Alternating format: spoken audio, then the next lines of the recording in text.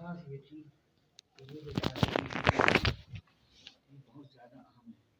اس کی وجہ یہ ہے کہ آپ حضرات جماعتوں کو روانہ کرتے ہیں, روانگی کی ہدایات دیتے ہیں, واپسی کی ہدایات دیتے ہیں, کارگزاری سنتے ہیں. تو سارے ملک کے اندر ایک نہج پر ہدایات ہیں, ایک نہج پر واپسی کی ہدایات, روانگی کی ہدایات, کارگزاری. تو اس لیے جو بات عرض کی جا رہی ہے یہ بہت اہم ہے. سب حضرات اس کو بہت توجہ سے سنیں اور اپنے ساتھیوں کو بھی نقل اس کا مظاہرہ کریں. تو اس اعتبار سے یہ وقت بہت ضروری ہے.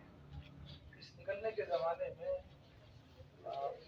پابند بننا یہ بہت جلدی ترقی کا ذریعہ ہوتا ہے اور سارے اعمال میں جڑنا, اور نکلنے کے زمانے میں سستی کرنا یہ بہت بڑے نقصان کا سبب ہوتا ہے. کیونکہ نکلنے کا زمانہ نازک ہے, نکلنے کا زمانہ نازک ہے اور بہت ہی یعنی رفتار کا زمانہ ہے. تھوڑی دیر میں آدمی کی ترقی ہوتی ہے. اس کے لیے ہمارے بات یہ مثال دی کہ جب ہانڈی پکتی ہے تو کوئی چیز ڈالو تو فوراً اس میں مل جاتی ہے. اور اگر وہ چولہے سے اتر جائے, اگر کوئی چیز اس میں ڈالی جائے تو اسی میں رکھی رہتی ہے, پڑی رہتی ہے. وہ جب تک اس کو اس میں گھولیں گے نہیں, چلائیں گے نہیں تو وہ نہیں اس میں گھلے گی. لیکن پکنے کے زمانے میں ہلکا سا بھی اشارہ ہو جائے تو وہ چیز پوری ہانڈی میں مل جاتی ہے. اس اعتبار سے یہ رفتاری کا زمانہ ہے. اللہ کے راستے میں نکلنا اللہ کے فضل سے, اللہ کی توفیق سے ہے. یہ بات مجمع کے ذہن میں ڈالی جائے. پہلی بنیادی چیز, اللہ کے راستے میں نکلنا اللہ کے فضل سے, اللہ کی توفیق سے ہے. کسی بھی کام کے لیے صرف ہمارا ارادہ ہونا کافی نہیں ہے. ہم یہاں نکل کر آئے ہیں, اس میں صرف ہمارا ارادہ نہیں ہے بلکہ ہمارے ساتھ اللہ پاک کا ارادہ شامل ہوا ہے. تو ہم نکل کے آ گئے. لوگوں کے نام لکھے ہوئے رکھے رہ گئے, ان کے بستر جمع ہیں, پیسے جمع ہیں, لیکن نکل نہیں پائے, قدم نہیں اٹھا سکے. بہت سے لوگ جماعت بنی, ہاتھ کے ہاتھ شامل ہو گئے, پہلے سے ارادے بھی نہیں تھے. معلوم یہ ہوا کہ جس کو اللہ نے چاہا وہ نکل گیا. اس اعتبار سے یہ نکلنے والے لوگ خوش نصیب ہیں, اور اس پر اللہ کا شکر ادا کریں کہ اے اللہ, ہمارے تیرے راستے میں نکلنے میں ہمارا نہیں, اصل تیرا ارادہ ہے. اس اعتبار سے یہ بات قابل شکر ہے, اور اللہ کا شکر ادا کرنا ہے ہمیں. اب اس نکلنے کے بعد ہمارے اوپر یہ بات, یہ ذمہ ہے کہ ہم اللہ تعالیٰ کے اس فضل کا, اللہ تعالیٰ کی اس نعمت کا شکر ادا کریں. اللہ کا شکر زبان کے دو بول اس کے لیے کافی نہیں ہے. شکر ادا کرو محنت سے. حضور پاک صلی اللہ علیہ وسلم نے اتنی لمبی نماز پڑھی کہ پیروں پر بھرم آ گیا. حضرت عائشہ صدیقہ رضی اللہ تعالی عنہا نے عرض کیا کہ یا رسول اللہ, اتنی خوشخبری آپ کے لیے دن میں آئی اور رات میں آپ نے اتنی مشقت. آپ نے ارشاد فرمایا, اے عائشہ, میں اللہ کا شکر گزار بندہ نہ بنا. تو شکر ادا کیا ایسی محنت اور ایسی مشقت والی عبادت سے کہ جس سے پیروں پر ورم آ گیا. ہم اللہ کے راستے میں نکلنے کے زمانے میں ایسی محنت کریں کہ ہمارے محنت کرنے پر اللہ کو پیار آ جائے اور اللہ کو ترس آ جائے. مسئلہ چلے کا اور 4 مہینے کا نہیں ہے. ہمیں اللہ پاک نے موقع دے دیا, فضل فرما دیا چلے 4 مہینے کے لیے. ہمارے ذمے ہے کہ ہم محنت کر کے اپنی زندگی کو قبول کروائیں اس وقت میں. اس لیے محنت خوب جم کے اور خوب انتھک محنت ہونی چاہیے. اس پر یہ شکر ادا ہوگا. دوسری چیز یہ ہے, اللہ کے راستے میں نکلنا کتنا قیمتی ہے. حدیث میں ہے کہ جو آدمی اللہ کے راستے میں نکلے اور راستے کی دھول اس کے پیروں پر لگ جائے, اللہ جہنم کی آگ اس کے پیروں کو نہیں جلائے گی. اگر یہ دھول اس کے چہرے پر لگ جائے تو جہنم کی آگ اس کے چہرے کو نہیں جلائے گی. اگر یہ دھول اس کے پیٹ میں داخل ہو جائے تو حدیث میں ہے کہ جہنم کی آگ اور اللہ کے راستے کی دھول, جس طرح ایک دل کے اندر ایمان اور بخل جمع نہیں ہو سکتے, ایسے ہی ایک پیٹ کے اندر اللہ کے راستے کی دھول اور جہنم کی آگ جمع نہیں ہو سکتی. بھائیو دوستو بزرگو, جس راستے کی دھول اتنی قیمتی ہے اس راستے کا عمل کتنا قیمتی ہو. ایک روایت میں ہے کہ اللہ کے راستے میں نکل کر ایک دن گزارنا اس کے علاوہ کے 1000 دنوں سے زیادہ ہے۔ اسی طرح سے اللہ کے راستے میں نکلنے کے فضائل بھرے ہوئے ہیں حدیث میں، قرآن میں۔ ہمیں ان سب کو یقین کے ساتھ سننا اور پھر اس یقین کے ساتھ اور دھیان کے ساتھ اپنا وقت گزارنا ہے۔ تیسری چیز، اللہ کے راستے میں کس نیت سے نکلے؟ 2 نیتیں اللہ کے راستے میں نکلنے کی کرنی ہیں۔ ایک نیت ہے دین کے لیے اور دوسری نیت ہے دین کی محنت کے لیے۔ کامیابی دین کے بغیر نہیں ہے اور دین محنت کے بغیر نہیں ہے۔ اللہ پاک نے دین کو مکمل کر دیا، لیکن مکمل دین ہمارے پاس نہیں ہے۔ کوئی نیا دین نہیں آئے گا۔ ہمارے پاس دین کے نہ ہونے کی وجہ کسی نئے دین کا انتظار نہیں ہے۔ ہمارے پاس دین کے نہ ہونے کی وجہ کسی دین میں کوئی نئی بات آنے کی نہیں ہے کہ یہ دین ایسا کامل ہے کہ اس میں نہ کوئی نئی بات آئے گی، نہ کوئی کسی بات میں کمی ہوگی، بلکہ جو دین ہے وہ مکمل ہو چکا، اب قیامت تک اس میں کوئی کمی زیادتی نہیں ہوگی۔ پھر کیا وجہ ہے کہ یہ مکمل دین ہمارے پاس نہیں ہے؟ ہمارے پاس نہیں ہے۔ دین مکمل ہے کہاں ہے؟ کہ دین مکمل ہے کتابوں میں ہے، ہمارے پاس نہیں ہے۔ کتابوں میں سارا دین ہے اور ساری کتابیں الماریوں میں ہیں، اور مسلمان کی زندگی دین سے خالی ہے۔ مسلمان کو کلمہ بھی یاد نہیں ہے۔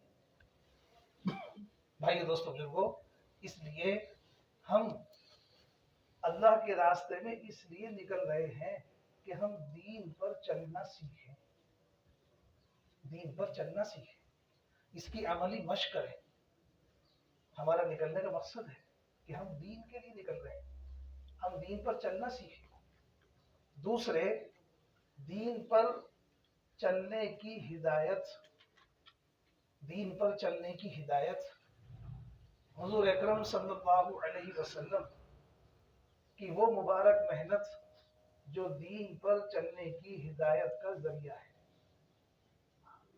دین کے بغیر کامیابی نہیں ہے، لیکن محنت کے بغیر دین نہیں ہے۔ حضور پاک صلی اللہ علیہ وسلم جس محنت کو لے کر آئے وہ محنت ہدایت کا ذریعہ ہے۔ ہم دین پر جب چل سکیں گے جب ہمارے پاس دین پر چلنے کی ہدایت ہوگی۔ ہدایت اس لیے نہیں ہے کہ ہم محنت میں نہیں ہیں، ہم محنت میں نہیں ہیں، محنت میں نہیں ہیں۔ ایک مسلمان کی عام سے عام زندگی، عام سے عام زندگی وہ بھی محنت سے باہر ہے۔ کوئی وقت نہیں ہے دین کے لیے۔ جو باتیں، جو چیزیں اللہ پاک نے ہمارے مقدر میں رکھی ہیں، جو باتیں ہمارے اور جو چیزیں ہمارے مقدر میں ہیں، روٹی ہے، کپڑا ہے، مکان ہے، یوں کہتے ہیں یہ سب باتیں، یہ سب چیزیں مقدر میں ہیں۔ مقدر کی وہ چیزیں جس کے بغیر موت نہیں آئے گی، وہ روٹی جسے کھا کے پخانا بنا دیں گے، وہ کپڑے جن کو پہن کر بوسیدہ کر دیں گے، وہ اونچے اونچے مکان جو اینٹ اور روڑوں میں تبدیل ہو جائیں گے، ان کے لیے ہمارے پاس 8 گھنٹے کا وقت ہے۔ کھیتی کیوں کر رہے ہو؟ روٹی کپڑا مکان کے لیے۔ ملازمت کس لیے کر رہے ہو؟ روٹی کپڑا مکان کے لیے۔ دکان پہ کیوں بیٹھے ہو؟ روٹی کپڑا مکان کے لیے۔ آدمی اپنے مشغلوں میں مشغول ہے، اس سے پوچھو کس لیے؟ کہ روٹی اور کپڑے اور مکان کا مسئلہ حل ہو جائے۔ وہ روٹی، وہ کپڑا، وہ مکان جو مقدر میں ہے، اس کے لیے بھی ہم محنت کی لیوت فاری کر رہے ہیں۔ اور جو دین سراسر مشقت پر ہے، جس دین کے بغیر قبر میں راحت نہیں، جس دین کے بغیر عرش میں سایہ نہیں، جس دین کے بغیر حوض کوثر پر پانی نہیں، جس دین کے بغیر پل صراط سے گزرنا نہیں، جس دین کے بغیر جنت نہیں، اس دین کے لیے ہمارے پاس 1 گھنٹہ بھی نہیں ہے محنت کے لیے۔ یہی وجہ ہے کہ ہم میں سے لاکھوں مسلمان ایسے ہیں جو کلمہ نہیں جانتے۔ ہاں، مسجد کے برابر میں گھر ہے لیکن نماز نہیں پڑھتے۔ لاکھوں مسلمان ہیں شراب پی رہے ہیں، لاکھوں مسلمان ہیں جوا کھیل رہے ہیں، लाखों मुसलमान हैं, कम नाप रहे हैं, लाखों मुसलमान हैं, कम तोल रहे हैं, कि सब कुछ होते हुए दीन मुकम्मल है, मुकम्मल दीन के होते हुए आज हमारी जिंदगी में बातें नहीं। क्यों? कि हमारे पास इस दीन पर चलने की हिदायत नहीं है। गाड़ी तो बहुत कीमती है, लाखों रुपए की गाड़ी खरीद ली, लेकिन 1000 रुपए का पेट्रोल नहीं है जो उसे आगे बढ़ा सके। ऐसे ही असबाब तो सारे हैं, लेकिन हमारे पास वक्त नहीं है। मदरसे भी हैं, मस्जिदें भी हैं, मकतब भी हैं, सब कुछ है, सब कुछ के होते हुए मुसलमान को कलमा याद नहीं। क्यों? कि हमारे पास वक्त नहीं है। इसलिए हम अल्लाह के रास्ते में निकलकर ये मेहनत सीखेंगे, हुजूर पाक सल्लल्लाहु अलैहि वसल्लम वाली मुबारक मेहनत को सीखना और उसके लिए उसको अपनी जिंदगी का हिस्सा बनाना, ताकि इस मेहनत के जरिए से हिदायत मिले और हिदायत के जरिए से दीन पर चलना हो। हमारे निकलने की गरज और निकलने का ये मकसद है। हम इसलिए निकल रहे हैं इस रास्ते, ताकि निकल कर एक मुसलमान और हम खुद अपनी जात से अपने आप को और एक मुसलमान को इसका आदी बना सके और इसका पाबंद बना सके, और अल्लाह के रास्ते में निकालकर 40 दिन और 4 महीने में इसकी मशक करा सके कि वो अल्लाह के दीन पर चलने का आदी बने और अल्लाह के दीन को सीखने की आदत डाले और अल्लाह के दीन पर चलने की आदत डाले और अल्लाह के दीन के लिए अपना वक्त फारिग करके उसकी मेहनत करने को अपना काम समझे। इसलिए हम एक फर्द उम्मत पर मेहनत करके उसको लेकर जा रहे हैं, उसे निकाल रहे हैं। इतनी बड़ी गरज है, इसलिए घर कारोबार छोड़ रहे हैं, इसलिए भी बच्चों को छोड़ रहे हैं। क्यों? कि इससे बड़ी चीज का तकाजा है। दीन से बड़ी कोई चीज नहीं है, इसलिए सब चीजें छोटी हैं, उनको छोड़कर निकल रहे हैं सब कामों में अल्लाह के रास्ते में। ये हमारी निकलने की नीयत है। ऐसे ही अल्लाह के रास्ते में निकलना, इसमें क्या मेहनत हो? मेहनत है अपने आप को कीमती बनाने की। इंसान की कीमत अल्लाह के नजदीक उसकी जात के एतबार से नहीं है, बल्कि अल्लाह के नजदीक इंसान की कीमत उसकी सिफात के एतबार से। जात के एतबार से नमरूद, कारून, हामान, अबू जहल, ये सब भी इंसान थे और इनके पास दुनिया के बड़े बड़े असबाब थे, जिनके लिए हम यूं समझते हैं कि अगर ये दुनिया की चीजें हमें मिल जाएं तो हम भी दीन पर चल के दिखाएं। इन सबको ये चीजें दी जा चुकी। किसी को सारी दुनिया का हाकिम बना दिया, किसी को बड़ी बादशाहत दे दी, किसी को माल के खजाने दे दिए, लेकिन उन सब के बाद इंसान होकर के भी नाकाम हो। इसके मुकाबले में अल्लाह पाक ने बिलाल रज़ी अल्लाह ताला, अबू जहल नाकाम है, अबू जहल नाकाम है और बिलाल रज़ी अल्लाह ताला कामयाब है। किस वजह से? किस सिफात की वजह से। इंसान की कीमत अल्लाह के यहाँ उसकी जात से नहीं, सिफात से है। इसलिए मेहनत इस बात की होगी कि हम अपने अंदर उन सिफात को लाने की मेहनत करेंगे अल्लाह के रास्ते में, जिनसे इंसान कीमती बनता है, जिनसे इंसान की कीमत आती है। इंसान के पास सबसे बड़ी सिफत इंसान के पास वो ईमान है। ईमान से बड़ी कोई सिफत नहीं, सबसे बड़ी सिफत। ईमान के बगैर कोई आदमी अल्लाह को राजी नहीं कर सकता। ईमान के बगैर कोई आदमी जन्नत में दाखिल नहीं हो सकता। ईमान के बगैर बहुत सारे काम दुनिया में अखलाकी हैं, भूखे को खाना खिलाना, नंगे को कपड़े पहनाना, किसी का मकान नहीं उसका मकान बनवाना, ये सारे काम गैर मुस्लिम भी करते हैं। ये काम मुसलमानों में नहीं है, मुश्तरक है, ये गैर लोग भी करते हैं। ये एक अखलाकी फरीजा है जो इंसानों के अंदर मौजूद है।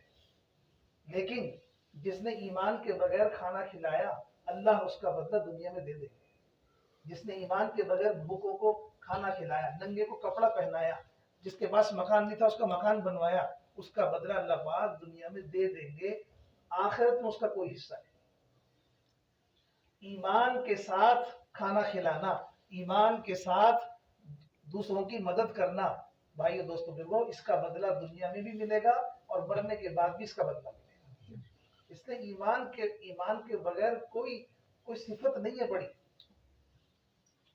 اللہ کو راضی کرنے کے لیے ایمان, جنت میں ہمیشہ کے لیے داخل ہونے کے لیے ایمان. اللہ پاک نے دنیا میں جتنی چیزیں بنائی ہیں ان کے دینے میں ایمان کی شرط نہیں لگائی. اللہ پاک یہ چیزیں ایمان والوں کو بھی دیں گے اور بے ایمان کو بھی دیں گے, جس کو جتنی مناسب سمجھیں گے اتنی دیں گے. لیکن جنت میں جانے کے لیے ایمان کی شرط ہے. جنت میں جانے کے لیے ایمان کی شرط ہے.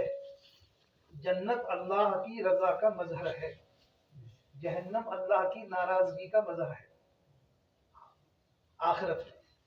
بھائیو دوستو بزرگو, اس لیے ہم سب سے بڑی اس صفت کو اپنے اندر پیدا کرنے کی اور اس صفت کو اپنے اندر لانے کی اور اس صفت کو اپنے اندر ترقی دینے کی محنت کریں گے. اللہ کے راستے میں نکال کر سب سے زیادہ محنت, سب سے زیادہ توجہ اپنے ایمان پر کرنی ہے.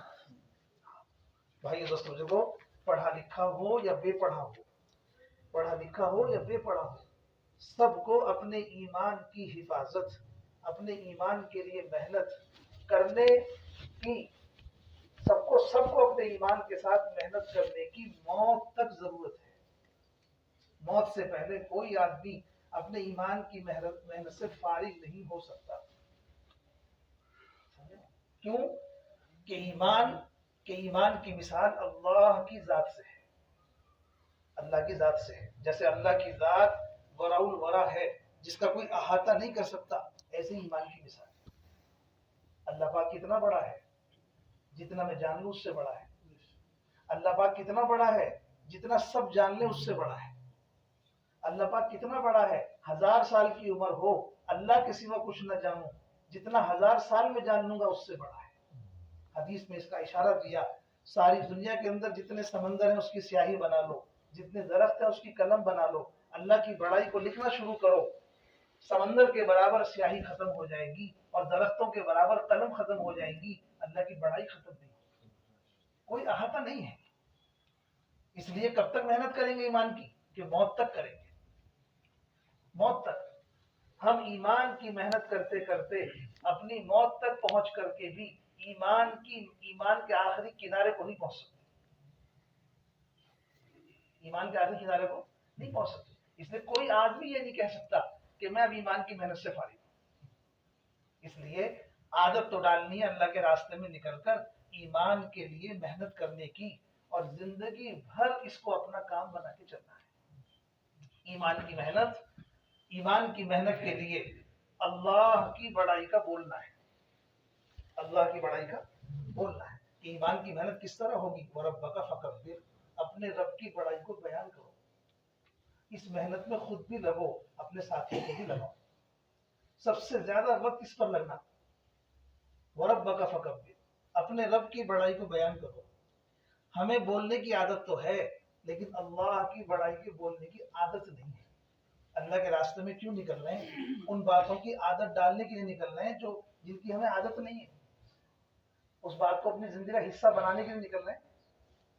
تو اللہ کی بڑائی کو بولا جائے. کرنے والی ذات اللہ کی ہے. عزت اور ذلت, کامیابی اور ناکامی, نفع نقصان, بیماری اور صحت, زندگی اور موت اللہ کے ہاتھ میں ہے. بالارادہ ہمیں اس کی مشق کرنی ہے اور اس کے لیے صبح شام دن رات بولنے کی عادت ڈالنی ہے. بھائی دوستو بزرگو, جس طرح اللہ کی بڑائی کے بولنے سے ایمان کا نور دل میں آئے گا, اسی طرح سے ایمان بالغیب سننے سے بنے گا. ایک محنت بولنے کی ہے اور ایک محنت سننے کی ہے. ایمان کی بڑائی کو بولنا ہے, اللہ کی بڑائی کو بولنا ہے اور اللہ کی بڑائی کو سننا ہے. سنے بغیر ایمان نہیں بنے گا. ایمان بھی مولانا یوسف صاحب رحمۃ اللہ علیہ فرماتے تھے کہ ایک یقین دیکھنے سے بنتا ہے اور ایک یقین سننے سے بنتا ہے. ایک یقین سننے سے بنتا ہے. تھوڑی ہمت آپ کو بھی کرنی ہوگی. آنکھیں کھول کے سنو گے تو یعنی سمجھ میں آئے گی بات. مولانا یوسف صاحب رحمۃ اللہ علیہ فرماتے تھے ایک یقین دیکھنے سے بنتا ہے اور ایک یقین سننے سے بنتا ہے. ہم دنیا کو دیکھ رہے ہیں, اس کا یقین دل میں اتر رہا ہے. ہم اللہ کی ذات کو سن نہیں رہے, ہم اللہ کی بڑائی کو سن نہیں رہے. हम जन्नत को सुन नहीं रहे, हम जहन्नम को सुन नहीं रहे, आखिरत के हालात सुन नहीं रहे, इसलिए उसका यकीन दिल में नहीं उतर रहा। भाई दोस्तों देखो, इरादा करके हमें अल्लाह की बड़ाई को सुनने की आदत डालनी है। हाँ, तालीम के हल्के नहीं है, ये ईमान के हल्के हैं, जिसमें आखिरत को बोला जाए, जिसमें आखिरत को सुनाया जाए, जिसमें जन्नत और जहन्नम को सुनाया जाए, जिसमें कुल सरार को सुनाया जाए। इन हल्कों में जमकर बैठना और सुनना। हुजूर पाक सल्लल्लाहु अलैहि वसल्लम के जमाने में यही हल्के हुआ करते थे। आज भाई दोस्तों देखो, हल्के वही हैं, बस फर्क इतना है कि जो बातें आप फरमाते थे वो बातें किताबों में है, उसे हमें पढ़ के सुनाना। तो इस सुनने से यकीन बनेगा, इस सुनने से यकीन बनेगा। अल्लाह का कलाम, अल्लाह के रसूल का कलाम। आदमी बैठा तालीम के हल्के में, पता नहीं कैसे कैसे गुनाह करने वाला था और क्या क्या उसकी जिंदगी में खोट थे, लेकिन जब तालीम के हल्के से उठा तो तौबा करते हुए उठा, अब नहीं करूंगा। ये हिदायत कहां से मिली? दावत और तालीम के बगैर दिलों का बदलना नहीं है। दावत और तालीम के बगैर दिलों का बदलना नहीं है।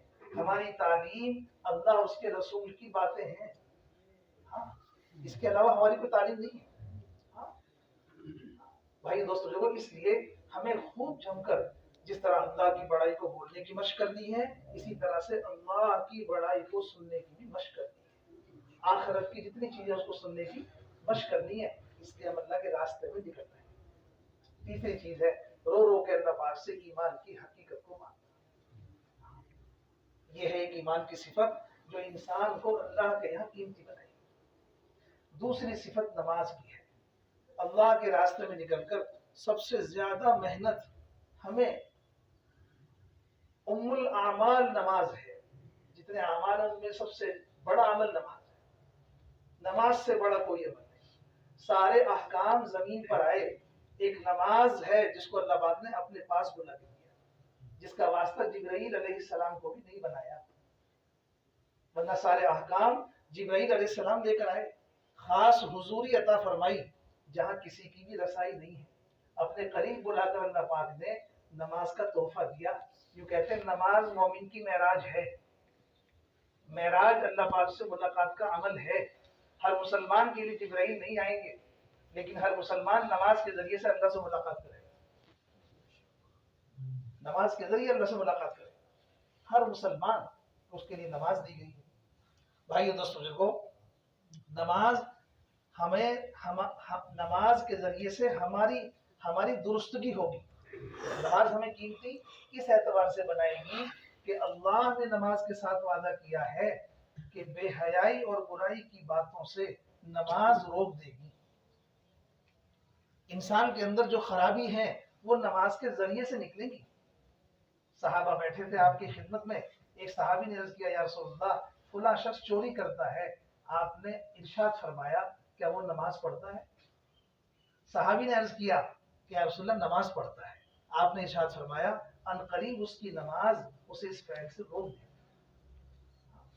कबीरा गुनाह है, कबीरा गुनाह।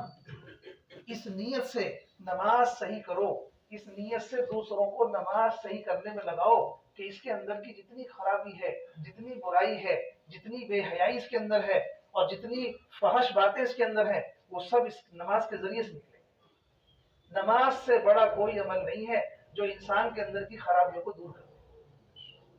इसलिए भाई दोस्तों लोगों, जो नमाज, जिस नमाज में अल्लाह से मुलाकात होनी है, जिस नमाज के जरिए से हमें अल्लाह ताला की मार्फत मिलनी है, उस नमाज को बनाने की अल्लाह के रास्ते में निकलकर हमें मेहनत करनी है। हम किस नमाज को सीखने के लिए जा रहे हैं अल्लाह के रास्ते में? एक नमाज वो जो हम पढ़ रहे हैं और एक नमाज वो जो अल्लाह के नबी ने पढ़ के दिखाई। अल्लाह के नबी ने इरशाद फरमाया, नमाज ऐसी पढ़ो जैसी मुझे पढ़ता हुआ देखते हो। भाई दोस्तों को, जो हम नमाज पढ़ रहे हैं, इस नमाज पर इक्तफा ना करें। जो नमाज अल्लाह के नबी ने पढ़ी है, उस नमाज को सीखने की मशक करें। आपने नमाज पढ़ी है, सहाबा ने उसको देखा है, सहाबा की नमाज से अंदाजा लगाओ सहाबा की नमाज कैसी थी। है तली रज़ी अल्लाह तआला अन्हु, मैदान में तीर लग गया और तीर पैर में घुस गया। साथियों ने निकालना चाहा تو نہیں نکل رہا، تکلیف ہو رہی ہے۔ آپ نے ارشاد فرمایا میں نماز پڑھ لوں، آپ نماز میں مشغول ہو گئے، ساتھیوں نے موقع دیکھ کے تیر نکال دیا۔ نماز سے فارغ ہو کر آپ نے ارشاد فرمایا شاید اس لیے بیٹھے ہو کہ تیر نکالو گے؟ انہوں نے کہا امیر المومنین ہم تیر نکال چکے جب آپ نماز میں مشغول تھے۔ ایسی نماز تھی۔ صحابی نماز پڑھ رہے ہیں گھر کے اندر، سانپ نکل کر چھت سے جو برابر میں بچہ سویا ہوا ہے اس پر لپٹ گیا، بچے پر سانپ لپٹ گیا۔ جو نماز میں تھے انہیں پتہ نہیں چلا، گھر میں جو لوگ نماز میں نہیں تھے ان سب کو پتہ چلا۔ یعنی یہاں نماز پڑھ رہے ہیں اور یہاں زمین پر نہیں ہے۔ ایسی نماز تھی صحابہ کی۔ بھائی دوستو بزرگو، جو نماز صحابہ نے پڑھی اس نماز کے قصے ہماری کتاب میں ہیں۔ یہ قصے خالی سنانے کے لیے نہیں ہیں بلکہ غور کرنے کے لیے ہیں، اور اپنی نماز کے وقت ان قصوں کو سامنے رکھ کر، ان واقعات کو سامنے رکھ کر اپنی نماز کو اس درجے پر لانے کے لیے ہیں۔ اس لیے ہم اللہ کے راستے میں نکل کر خود بھی، اپنی ذات سے بھی، اور اپنے ایک ایک ساتھی کو اس نماز کی مشق کرائیں گے جو نماز اللہ کے نبی نے پڑھ کے دکھائی۔ کس طرح کریں کہ اس کی بھی 3 محنتیں ہیں۔ ایک محنت ہے سب سے پہلی کہ دوسروں کو نماز کی دعوت دو۔ پہلی محنت ہے دوسروں کو نماز کی دعوت دو۔ نماز کی دعوت کسی کو حقیر سمجھ کے مت دو۔ ہاں، حقارت سے آدمی گر جائے گا، حقارت سے حقیر سمجھنے والا گر جائے گا۔ ہاں، جس کی حقارت ہے اسے کچھ نہیں ہوگا بلکہ وہ گرے گا۔ حقیر سمجھ کے مت دو، میں نمازی تم بے نمازی۔ ایک ایک مسلمان کی خوشامد کرو، رحم کا جذبہ پیدا کرو، اس کی طرف شفقت کی نگاہ سے دیکھو، یہ اللہ کا بندہ رسول کا امتی ہے، نماز چھوڑ کر زندگی گزار رہا ہے، اس پر رحم کھاتے ہوئے اس کی خوشامد کرنا، اسے تیار کرنا۔ اگر یہ نماز کے لیے تیار ہو گیا تو اس کی یہ نماز آخرت میں اس کا ذخیرہ بنے گی۔ لیکن جس اللہ کے بندے نے اس پر رحم کھایا، اس پر ترس کھایا، اور اس نے اس کی خوشامد کی اور اسے نماز کے لیے تیار کیا، اللہ پاک اس پر رحم فرما کر اسے یہ دولت نصیب فرمائیں گے کہ اسے اس عمل کی حقیقت دے، اسے اس عمل کی حقیقت دے۔ اس لیے اس طرح سے دوسروں کو نماز کے لیے اٹھانا، دوسروں کے نماز کی طرف متوجہ کرنا، یہ بھائی دوست بزرگوں صرف ہماری نماز کے جاندار ہونے کے ذریعہ نہیں ہے بلکہ دنیا میں سہولت کے آنے کا بھی ذریعہ ہے۔ عمر رضی اللہ فرمایا کرتے تھے جو اپنے گھر والوں کو نماز کے لیے اٹھائیں گے اللہ ان کی روزی میں برکت دیں گے، اللہ پاک ان کی روزی میں برکت دیں گے جو اپنے گھر والوں کو نماز کے لیے اٹھائیں گے۔ عمر کا قول ہے کہ اللہ پاک ان کی روزی میں برکت دیں گے۔ اس لیے اللہ پاک نے حکم فرمایا کہ اے نبی جی آپ اپنے گھر والوں کو نماز کا حکم کیجئے، ہم آپ سے روزی نہیں چاہتے، روزی ہم دیں گے۔ یہ برکت کا ذریعہ ہے، دوسروں کو نماز کی دعوت دینا، دوسروں کو نماز کے لیے کھڑا کرنا، اور گھر سے اس کی شروعات کتنا آسان کام ہے۔ بھائی دوستو بزرگو، ایک محنت یہ دعوت کی ہے نماز کے ساتھ، دوسری محنت ہے نماز کے ساتھ نماز کو صحیح کرنے کی، نماز کو اچھا بنانے کی۔ نماز کی 2 شکلیں ہیں، ایک نماز کی شکل ظاہری ہے اور ایک شکل باطنی ہے۔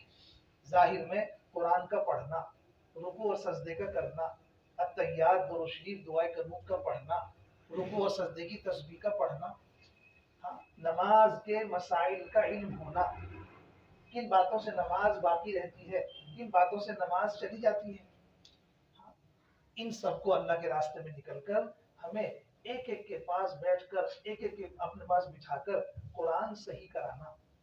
قرآن صحیح ہوگا تو نماز صحیح ہوگی، قرآن صحیح نہیں ہے تو نماز صحیح کہاں سے ہوگی؟ ایک صحابی کو آپ نماز پڑھتے ہوئے دیکھتے رہے اور آپ فرماتے رہے نماز پڑھو تمہاری نماز نہیں۔ وہ پڑھتے رہے، 3 مرتبہ انہوں نے نماز پڑھی، آپ نے 3 مرتبہ انکار کر دیا۔ علماء نے لکھا ہے کہ کیا کمی تھی ان کی نماز میں؟ صرف اتنی کمی تھی کہ رکوع کے بعد جب اٹھتے تھے تو قومے میں اطمینان نہیں کرتے تھے، جب سجدے کے بعد اٹھتے تھے تو جلسے میں اطمینان نہیں ہوتا تھا۔ تعدیل ارکان میں کمی کرنے سے آپ نے فرمایا نماز نہیں۔ یہاں قرآن اور یہاں تسبیح کا مسئلہ نہیں ہے، قرآن صحیح ہے، تسبیح صحیح ہے، لیکن اتنی سی کمی ہوئی کہ رکوع کر کے اطمینان نہیں کیا اور سجدہ کر کے اطمینان نہیں کیا۔ آپ نے فرمایا نماز پڑھو، تمہاری نماز نہیں ہوئی۔ کتنی باریک چیز ہے، کتنا سنبھالنے کی ضرورت ہے نماز کو۔ نماز ہمیں دنیا کی تمام چیزوں سے ایسے فارغ کرے گی اور ایسی سہولت پیدا کرے گی جس کا ہم اندازہ نہیں کر سکتے۔ تو اس نماز کو ہمیں اسی اعتبار سے بنانا پڑے گا۔ اس لیے نکلنے کے زمانے میں ایک ایک ساتھی کے لیے نماز کی ظاہری شکل کو صحیح کرایا جائے، رکوع صحیح ہو، سجدہ صحیح ہو، قرآن صحیح ہو، اس کی تسبیح صحیح ہو، اس میں کس طرح ہمیں قوما کرنا ہے وہ صحیح ہو، کس طرح جلسہ کرنا ہے وہ بھی صحیح ہو۔ اس طرح سے ہمیں ایک ایک ساتھی کو اپنے اس طرح تیار کرنا ہے کہ وہ نماز کی ظاہری شکل اس کی مضبوط ہو جائے۔ بھائی دوستوں کو دوسری شکل اس کی باطنی ہے کہ نماز کے باطن میں کامل اور مکمل نماز کے دو درجے ہیں۔ کامل اور مکمل نماز کے پورے قرآن حدیث میں علماء سے ہم نے سنا ہے کامل اور مکمل نماز کے دو درجے ہیں، تیسرا نہیں۔ نماز پڑھنے والے کو اس دھیان کے ساتھ نماز پڑھنی آ جائے کہ میں اللہ کو دیکھ رہا ہوں، یہی صفت احسان۔ آخری اور دوسرا درجہ یہ ہے، اگر یہ درجہ نصیب نہ ہو تو پھر اس دھیان کے ساتھ نماز پڑھنی آ جائے کہ اللہ پاک مجھے دیکھ رہا ہے، یہ آخری اور دوسرا درجہ ہے۔ اول درجے پر لانے کی محنت ہے۔ مولانا یوسف صاحب رحمۃ اللہ علیہ فرمایا کرتے تھے کہ نماز کے اندر 3 حالتیں ہیں، 4 حالتیں ہیں نماز کی: قیام، رکوع، سجدہ، التحیات۔ حضرت فرماتے تھے ان چاروں حالتوں میں ہم مشق کریں کم از کم 3 مرتبہ میں اللہ کو دیکھ رہا ہوں، اس کا دھیان رکھیں۔ اس طرح ہمیں اپنی نماز کو جاندار بنانے کی محنت کرنی ہے، یہ ظاہر اور باطن اس کی درست۔ اور آخری درجہ ہے، آخری محنت ہے، ہم رو رو کے اللہ پاک سے خوشامد کریں، اے اللہ حقیقت والی نماز پڑھنے کی توفیق عطا فرما۔ بھائی دوستو یہ نماز ایک صفت ہے، اس ایسی نماز کے ذریعے سے انسان اللہ کے ہاں قیمتی بنے گا، ایمان سے قیمتی بنے گا، نماز سے قیمتی بنے گا۔ اسی طرح سے بھائی دوستو علم، جہالت سے ہٹیں اور علم کی طرف آئیں۔ جہالت سے قیمتی نہیں بنے گا، علم کے ذریعے سے قیمتی بنے گا۔ اصل علم اسے کہتے ہیں جس سے اللہ کی پہچان، اور وہ علم قرآن حدیث کا علم ہے۔ عام سے عام، نئے سے نئے آدمی کو یہ بات سمجھائی جائے۔ جو لوگ اللہ کے راستے میں نکلے ہیں، بہت سے لوگ پڑھے لکھے بھی ہیں، بے پڑھے لکھے بھی ہیں، سیدھی سیدھی سادہ سادہ باتیں ہوں اور عام سے عام بات سمجھائی جائے کہ بھائی اصل علم کسے کہتے ہیں کہ جس سے اللہ کی پہچان ہو۔ ہر جانکاری علم نہیں ہے۔ کسی نے زمین کو جانا، کسی نے سورج کو جانا، کسی نے چاند کو جانا۔ دنیا میں جو چیزیں اللہ نے بنا دی ہیں اس کا جاننا، اسے جاننے کو لوگ سائنس کہتے ہیں، اسے جاننے کو لوگ سائنس کہتے ہیں، سائنس کہتے ہیں۔ حضرت سے پوچھ، حضرت نے فرمایا، مولانا انعام الحسن صاحب رحمۃ اللہ علیہ نے، اللہ کی بنائی ہوئی چیزوں کو جاننے کا نام سائنس ہے اور اللہ کو جاننے کا نام ایمان ہے۔ مولانا انعام الحسن رحمۃ اللہ نے یہ بات فرمائی، قرآنوں کا مجمع تھا سارا۔ فرمایا اللہ کی بنائی ہوئی چیزوں کو جاننے کا نام سائنس ہے اور اللہ کو جاننے کا نام ایمان ہے۔ مولانا یوسف صاحب رحمۃ اللہ کے بیانات میں فرماتے تھے جتنی چیزوں کو جان گئے ہیں اتنی جہالت ختم ہوئی ہے، جتنے وہ نہیں جانے اس کے لیے جاہل ہے۔ اور اللہ نے کتنی چیزیں بنائی ہیں کہ اندازہ نہیں کر سکتے، قیامت تک نکلتی رہیں گی۔ کہا کہ اللہ کو جاننے کا نام ایمان ہے۔ اصل محنت اور اصل علم اللہ کو جاننا ہے، اور وہ علم ہے قرآن حدیث کا علم۔ وہ علم ہے اصل علم یہ ہے۔ بھائی دوستو ہم محنت کریں گے اللہ کے راستے میں نکل کر، تعلیم کے ان حلقوں میں بیٹھ کر اس علم کو حاصل کرنے کی۔ یہ علم ہے فضائل والا علم۔ کون سا علم ہے؟ فضائل والا علم۔ کہ علم کی شروعات فضائل سے ہے، علم کی شروعات فضائل سے ہے۔ حضرت الیاس صاحب کے ملفوظات میں ہے کہ انہوں نے یہ بات فرمائی، مولانا الیاس صاحب رحمۃ اللہ علیہ کے ملفوظات میں یہ بات ہے کہ اللہ پاک نے نزول قرآن کی یہ ترتیب قائم فرمائی کہ فضائل کی لائن کا قرآن پہلے اتارا اور احکامات کی لائن کا قرآن بعد میں اتارا۔ 13 سالہ مکی زندگی کے اندر نماز کے علاوہ کوئی حکم نہیں آیا، سارے احکام مدینے میں آئے۔ شراب کی حرمت، سود کی حرمت، خرید و فروخت کے احکام، روزے کی فرضیت، حج کا فرض ہونا، یہ سب احکام سارے مدینے میں آئے۔ ایک نماز کا حکم صرف مکے میں آیا، جو نماز ہم پڑھتے ہیں اس کی شکل مدینے میں آئی ہے، مکے میں نہیں آئی۔ نماز کی بھی وہ شکل مدینے میں آئی جو ہم آج پڑھ رہے ہیں، یہ بھی مکے میں نہیں آئی۔ کہا کیا وہ فضائل اللہ کے راستے میں اللہ کے لیے کام کرنا، اللہ کے لیے مر مٹنا، اس کے فضائل نہ کرنے کے نقصان، یہ سارا قرآن مکی آیتوں سے بھرا پڑا ہے۔ اس لیے ہماری تعلیم میں فضائل کی جو تعلیم ہے اور ان حلقوں میں بیٹھنا ہے، فضائل کہتے ہیں اللہ کے وعدوں کو، اللہ کے وعدے ہی فضائل ہیں اور فضائل ہی اللہ کے وعدے ہیں۔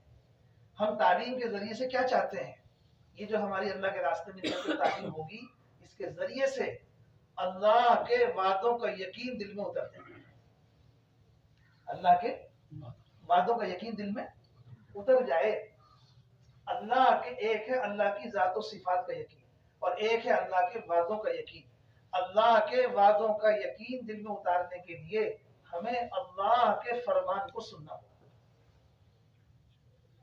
اللہ کے فرمان کو سننا ہوگا۔ میں نے آپ کو اس دن مثال دی تھی نظر کی اور خبر کی۔ نظر کچھ دکھائے گی، خبر کچھ کہہ رہی ہے، خبر کا یقین دل میں اترے، اس لیے خبر کو سننے کے لیے وقت نکالو۔ خبر کو سننے کے لیے جب اللہ کا فرمان سنیں گے نہیں تو یقین کہاں سے آئے گا؟ بھائی دوست بزرگوں، یہ تعلیم کے حلقے اللہ تعالیٰ کے جو وعدے ہیں اس کا یقین دل میں اتارنے کے لیے، اسی سے یہی اللہ کے جتنا اللہ کے وعدوں کا یقین دل میں اترے گا اتنا ایمان ترقی کرے گا، اتنا ایمان ترقی کرے گا۔ صحابہ یقین کرتے تھے اپنی نظر پر نہیں، حضور پاک صلی اللہ علیہ وسلم کے فرمان پر یقین کرتے تھے، قرآن پر اپنی نظر کو جھٹلاتے تھے اور خبر کا یقین کرتے تھے۔ بھائی دوستوں بزرگوں، اس لیے اصل علم کو حاصل کرنے کے لیے یہ اللہ کے راستے میں نکال کر محنت، پرانے نئے لوگوں میں شوق پیدا ہوگا جب پرانے لوگ بھی تعلیم میں جم کر بیٹھیں گے۔ پرانوں نے تقاضے بنا کے تعلیم سے فارغ کر لیا، نئے لوگوں کو تعلیم میں بٹھا دیا۔ تعلیم کی اہمیت اس اعتبار سے ہوگی کہ یہ ہمارے ایمان بنانے کا حلقہ ہے۔ ہم اس میں بیٹھے، میں چلے میں نکلا ہوں، میں 4 مہینے میں نکلا ہوں، ایمان کے بنانے کے حلقے میں اس کی ناگہ کروں گا، میں اسے چھوڑ دوں گا تو میں جس مقصد کے نکلا وہ فوت ہوگا۔ میرے لیے ضروری ہے جیسے دسترخوان پہ بیٹھ کے میں کھانے کا اہتمام کر رہا ہوں، اس سے زیادہ اہتمام تعلیم کے حلقے میں بیٹھنے کا۔ کھانا آگے پیچھے ہو جائے اسے برداشت کر لو، میری تعلیم نہ چھوٹے، اس کی پابندی کرو۔ اللہ کے راستے میں نکل کر ان تعلیم کے حلقوں میں بیٹھنے کا اہتمام، تاکہ اللہ کے وعدوں کی یقین دل میں اترے۔ بھائی دوستوں جو اس یقین سے آدمی اللہ کے یہاں قیمتی بنے گا، اس علم کے ذریعے سے قیمتی بنے گا۔ اسی طرح سے بھائی دوستوں کو اللہ کے راستے میں نکل کر ہم اپنے اندر صفت پیدا کریں گے ذکر کی۔ غفلت سے آدمی قیمتی نہیں بنے گا، ذکر سے قیمتی بنے گا۔ بھائی دوستوں بزرگوں، کہ اس لیے ہم خاص طور سے اللہ کے راستے میں نکل کر ذکر کے لیے وقت نکالیں، اور یہ اللہ کے راستے میں نکل کر ہی نہیں بلکہ اپنے مقام پر بھی اس کی اہمیت ضروری ہے۔ جس طرح سے ہم دیندار بن نہیں سکتے، آخرت کا فکر آ نہیں سکتا آخرت کو سنے بغیر، آخرت کو بولے بغیر، ایسے ہی ذکر کے بغیر اگر ہم نے اس محنت میں قدم بڑھایا تو بھائی دوستوں بزرگوں پتہ نہیں کہاں کہاں جا کے ہم ٹکر مارے، کہاں جا کے ٹکر مارے۔ اللہ کی محبت آ نہیں سکتی، دنیا کی محبت نکل نہیں سکتی، کس کے بغیر؟ کہ ذکر کے بغیر، ذکر کے بغیر۔ जिक्र की हकीकत दिल में आ गई, इसकी क्या पहचान है? जिक्र की हकीकत दिल में आ गई, इसकी क्या पहचान है? ये सवाल किया था हाजी अब्दुल रसाल रहमतुल्लाह अलैह ने शाह अब्दुल रहीम साहब रायपुरी रहमतुल्लाह अलैह के जो बाद में कौन थे वो, अब्दुल अजीज शाह अब्दुल कादिर साहब, हाँ बहुत ताल्लुक था उनसे। तो आई साहब ने फरमाया कि हमने खुद अपने कानों से सुना कि सुबह फजर के बाद टहलने के लिए निकलते थे, तो एक दिन फरमाया कि जिक्र का असर दिल पर हो जाए, इसकी क्या अलामत है? ये बात कही और फिर आगे छोड़ दी। आई साहब ने कहा मेरे तो बहुत बेचैनी हो गई। अगले दिन फजर के बाद जब मैं निकला तो मैं उनके पीछे पड़ गया कि आपने तो अधूरी बात बताई, पूरी नहीं बताई, कि किसी आदमी के दिल पर जिक्र का असर हो गया, इसकी अलामत क्या है? इसकी अलामत क्या है? शाह अब्दुल कादिर साहब रायपुरी रहमतुल्लाह अलैह ने कहा कि भाई हाजी साहब से कहा, जो कि बहुत ताल्लुक था उनका, ओहो जिसकी बात के पीछे पड़ जाते हो उसके पीछे पड़ ही जाते हो। उन्होंने कहा किसी आदमी के दिल पर जिक्र का असर हो गया, उसकी पहचान ये है कि उसके दिल में दुनिया से बेरगबती पैदा हो जाएगी। हम अगर देखना चाहें कि हमारे दिल में जिक्र का असर हो गया तो उसकी आसान बात है, क्योंकि जब जिस दिल के अंदर अल्लाह की मोहब्बत होगी तो दुनिया की निकल जाएगी, और दुनिया की होगी तो अल्लाह की निकल जाएगी। तो आसान बात है। इस दिल में अल्लाह की मोहब्बत आ जाए, उसके लिए अल्लाह का जिक्र है। इस दिल में अल्लाह की मोहब्बत आ जाए, उसके लिए जिक्र है। जैसे माल का चाहना दुनिया है, ऐसे जाह का चाहना भी दुनिया है। हम इस काम में लड़ेंगे जाह की वजह से, हम इस काम में लड़ेंगे जाह की वजह से कि मुझे नहीं बिठाया आपका यहाँ। ये दुनिया क्यों है दिल में? इसलिए कि अल्लाह की मोहब्बत नहीं, अल्लाह की मोहब्बत नहीं है। जिनके दिलों में अल्लाह की मोहब्बत थी, उन्होंने ये इन हालात को जो है जब सामने पेश आया तो उन्होंने क्या कहा? अब्दुल्लाह बिन जुबैर रज़ी अल्लाह ताला बैठे हुए थे और अमीर माविया कोड़ा लेकर के ये ऐलान कर रहे थे, कौन है इस अमर खिलाफत का हमसे ज्यादा हकदार? कौन है इस अमर खिलाफत का हमसे ज्यादा हकदार? बहनें बराबर में बैठी हुई थी। बहनों ने कहा कि जवाब दो। मेरे दिल में आया कि मैं जवाब दूं, मेरे दिल में आया कि मैं जवाब दूं कि इस अमर खिलाफत का हकदार तुमसे ज्यादा वो है जिसने तुम्हारे बाप दादा को मार मार के इस्लाम में दाखिल किया। लेकिन फिर मुझे आखिरत याद आ गई। भाइयों दोस्तों बुजुर्गों, कि जब दिल के अंदर अल्लाह की मोहब्बत होगी तो दुनिया की झगड़े फसाद खत्म हो जाएंगे। सारे फसाद दुनिया की वजह से, सारे झगड़े दुनिया की वजह से हैं। मैं आपसे आगे बढ़ जाऊं, मैं इनसे आगे बढ़ जाऊं, मुझे लोग जाने, मुझे लोग पहचाने, मैं जाना जाऊं, मैं पहचाना जाऊं, मुझे कोई ना जाने, मुझे कोई ना पहचाने, मुझे मेरा अल्लाह जाने बस। ये जब होगा, जब दिल में अल्लाह की मोहब्बत होगी, वो जिक्र के बगैर नहीं हो सकती। हम सोचते हैं कि ये जिक्र हमारा काम नहीं है। 3 दिन तक जिक्र करते रहते थे मौलाना इस्माइल साहब और मौलाना इस्माइल साहब की अहलिया हजरत मौलाना इलियास साहब रहमतुल्लाह अलैह की वालिदा और वालिद। 3 दिन तक खाना नहीं खाते थे। 3 दिन तक खाना नहीं खाते थे, ऐसी जिक्र की कसरत थी। उनके मिलने से ये औलाद पैदा हुई जिनसे सारी दुनिया में दीन पहुंच गया। कोई मामूली चीज है? अल्लाह का नाम लेने का वक्त नहीं है हमारे पास।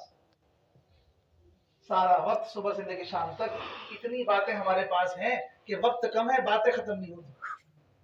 अल्लाह के रास्ते में निकलकर खास तौर से एहतमाम करना। एक है आम तौर पर जिक्र करना, चलते फिरते उठते बैठते जिक्र से जबान रत्बुल लिसान रहे, ये तो एक आम आदत होनी चाहिए। लेकिन खास तौर से जिक्र करने का एहतमाम करना है, जिक्र की सिफत को पैदा करने के लिए। सबसे कटकर, सबसे अलग होकर, तन्हा होकर, किसी का ख्याल, किसी का ध्यान ना हो, अल्लाह के नाम को अल्लाह के ध्यान के साथ लेने की मशक। तीसरा कलमा दुरूद शरीफ और इस्तिग़फ़ार। मौका नहीं है। इस तरह से हाजी साहब बताया करते थे کہ کس طرح سے لوگ ذکر کرتے تھے. میں آپ کو بتا دیں تفصیل. ہم 3 دن پہلے ہم وہاں چلے جایا کرتے تھے اجتماع سے پہلے, اور 3 دن پہلے حاجی صاحب کے ساتھ بیٹھا کرتے تھے. ایسی ایسی باتیں بتایا کرتے تھے اس کی خط. بھائی دوستو بزرگوں, کس طرح کہ اس طرح نام لے اللہ کا, دھیان جو ہے وہ دماغ میں اس کے معنی سوچے, دل میں اس کا دھیان اتارے, اس طرح سب سے الگ ہو کر اور وقت نکال کر ان تسبیحات کے پڑھنے کا اہتمام کریں. یہ 3 تسبیح کہاں لے جائیں گے ہم اندازہ نہیں کر سکتے, لیکن اس کے حق کے مطابق اس کا ذکر کرا جائے, کریں گے انشاءاللہ. اس صفت کے ذریعے سے آدمی اللہ کے یہاں قیمتی بنے گا. چوتھی صفت ہے اکرام مسلم کی. اللہ کے راستے میں نکل کر اس صفت کو اپنے اندر لانے کی محنت کرنی ہے. اکرام مسلم نہ ہوا تو ایمان کے ساتھ نماز پڑھی, نماز کے ساتھ علم حاصل کیا اور ذکر کیا, ان سے جو عمل تیار ہوں گے وہ سب دوسروں کو دینے پڑیں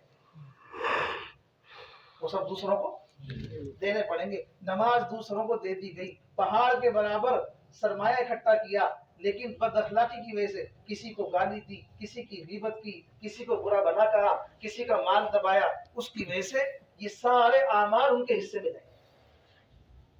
کیوں کہ اکرام مسلم نہیں سیکھا, دوسروں کا حق ادا کرنا نہیں سیکھا, اکرام مسلم نہیں سیکھا. بے اکرامی سے آدمی وہاں گرتا ہے جہاں اندازہ نہیں کر سکتے. بے اکرامی سے آدمی کہاں گرے گا, اندازہ نہیں کر سکتے. اس لیے مسلمان کے بارے میں اس کی بے اکرامی سے بچو, پتہ نہیں میں کہاں پہنچ جاؤں گا. محنت کرتے کرتے کرتے آدمی اس درجے پر آیا, کسی کی بے اکرامی کی, اتر کے نیچے آ گیا. بے اکرامی ہے, اس لیے بچو بے اکرامی کرنے سے. اس لیے اللہ کے راستے میں نکل کر اکرام مسلم کی مشق کرو. اکرام مسلم کی مشق کے لیے ہے ایک مسلمان کا اکرام کرو, عمل کی بنیاد پر نہیں. مسلمان کا اکرام کیسے ہوگا؟ سو رہے ہو جا کر؟ مسلمان کا اکرام کیسے ہوگا؟ مسلمان کا اکرام عمل کی بنیاد پر نہیں ہوگا. ہم لوگوں کے عمل دیکھتے ہیں, ہم لوگوں کے عمل کے بارے میں یہ آیا ہے کلکم خطا, یہ تم سارے کے سارے خطا کار ہو, سب کے عمل میں کھوٹ ہے. کون ہے جو عیب سے پاک ہے؟ کون ہے جو عیب سے پاک ہے؟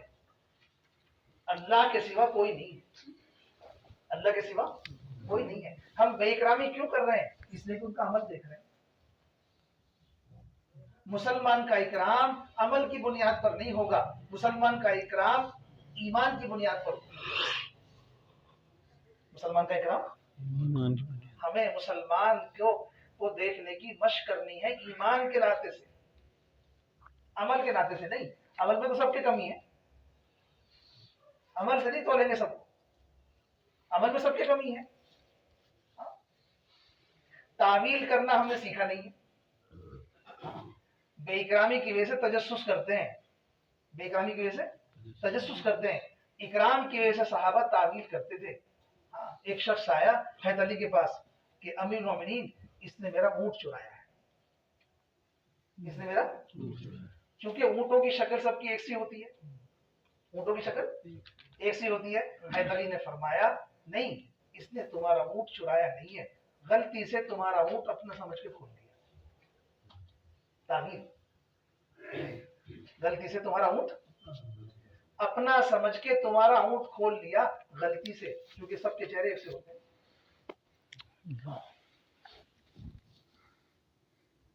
کتنا مشہور واقعہ ہے کہ حضرت میں نے زنا کیا ہے, آپ نے رد کر دیا, تجھے کیا پتا گھوم کے آیا میں نے کیا ہے, کہ نہیں ایسے ہاتھ لگا دیا ہو. کیا ہم مسلمان کے گناہوں کی اتنی تعبیر کر رہے ہیں؟ تو کس کی سیرت پر چل رہے ہیں ہم, کس کو دیکھ کر چل رہے ہیں ہم مسلمانوں کو گناہ کرتے ہوئے دیکھتے ہیں دن میں, راتوں میں توبہ کرتے ہوئے نہیں دیکھتے. ان کی راتیں ہمارے سامنے نہیں ہیں, ان کے دن ہمارے سامنے ہیں. دن میں ہم نے دیکھا, اسے دیکھ کے غیبت کر رہے ہیں, رات میں اس نے توبہ کر کے وہ گناہ معاف کرا لیا جس کو لوگوں میں بیان کرتے ہیں. کیوں کہ ساری چیزیں یہ بے اکرامی کی بنیاد پر ہے. آدمی اسی بے اکرامی سے نیچے گرتا ہے, اور اسی کی وجہ سے اس کے اوپر ساری مصیبتیں پیدا ہوتی ہیں. دل پھٹتے ہیں, آنکھوں سے کمی دیکھو گے، زبان سے بولو گے، زبان کا بولنا غیبت ہے۔ کمی دیکھنے کی عادت مت ڈالو، کمی دیکھنے کی۔ اس لیے میں نے کہا کہ مسلمان کو کس نگاہ سے دیکھو، سب سے پہلا مسئلہ نگاہ کا ہے۔ مسلمان کو اس نگاہ سے دیکھو کہ اس کے پاس ایمان ہے، اس کے علاوہ ہم کچھ نہیں جانتے۔ یہ ایمان اتنا بڑا سرمایہ ہے کہ رائی کے دانے کے برابر بھی بچ گیا تو 10 گنا بڑی جنت دیں گے اللہ پاک۔ اور ایمان پر کتنے فضائل ہیں، سارے گناہ معاف کر دیں گے، ساری خطائیں اللہ پاک مٹا دیں گے ایمان کی بنیاد پر۔ ایمان ہے تو سب کچھ ہے بھائی دوستو۔ اس لیے مسلمان کا اکرام ایمان کی بنیاد پر ہوگا کہ اس کے پاس ایمان ہے، یہ سب سے بڑی خوبی ہے، ہم اس کا اکرام اس بنیاد پر کریں گے۔ بھائی دوستو، اس کی سب سے پہلی مشق ہے کہ ہم مسلمان کو عظمت کی نگاہ سے دیکھیں گے، مسلمان کو عظمت کی نگاہ سے دیکھیں گے۔ بیت اللہ سے زیادہ قیمتی ہے مسلمان، بیت اللہ سے زیادہ قیمتی ہے۔ اس لیے ہم کوشش کریں گے کہ ہم کسی مسلمان کی کمی نہ کریں، ہمیں اللہ کے راستے میں نکل کے اس کی مشق کرنی ہے، عادت ڈالنی ہے اس کی کہ کسی کی کمی نہ دیکھیں۔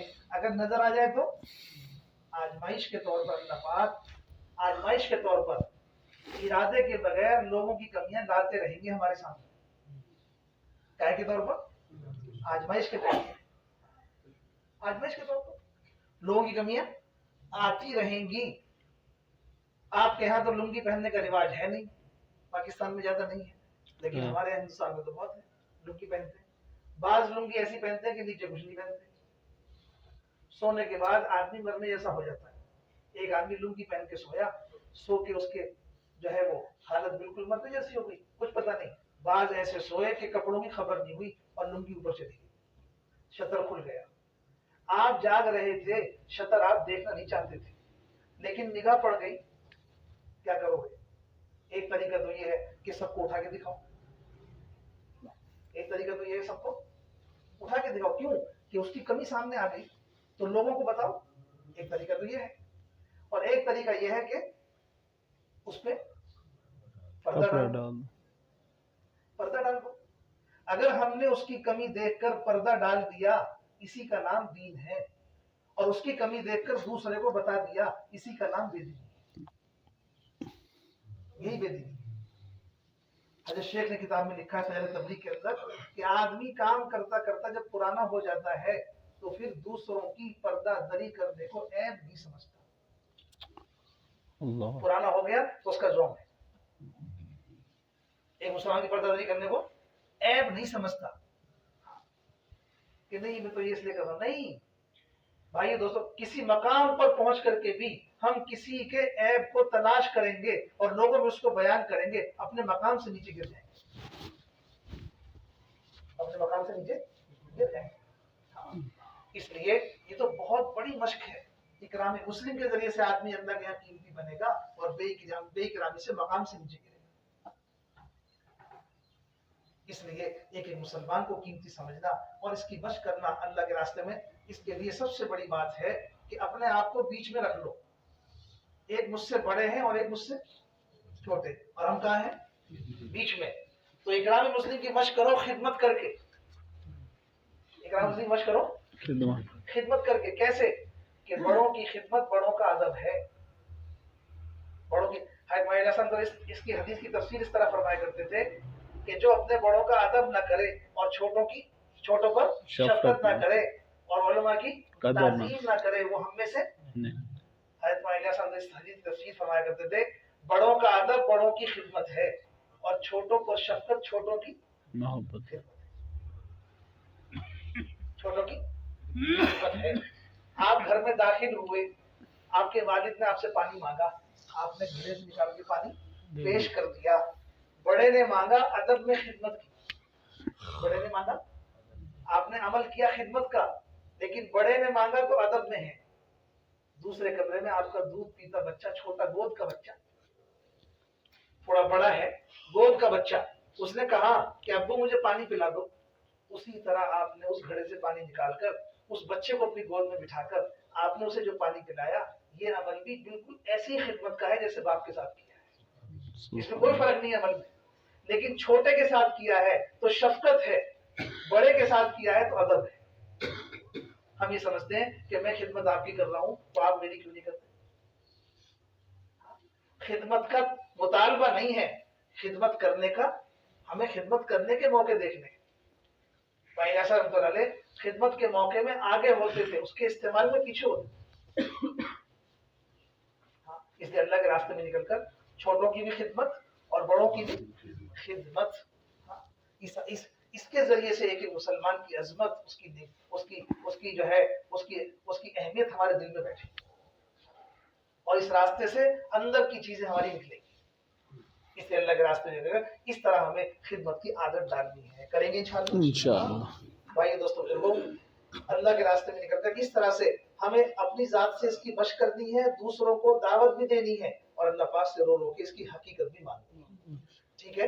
اور ایک صفت ہے نیت صحیح، تصحیح نیت. نیت صحیح ہے، عمل تھوڑا ہے، جنت میں لے جائے گا، اور عمل بڑا ہے، نیت خراب ہے، جہنم میں گرا دے گا. نیت کی خرابی آدمی کو کہیں سے نہیں پہنچائے گی.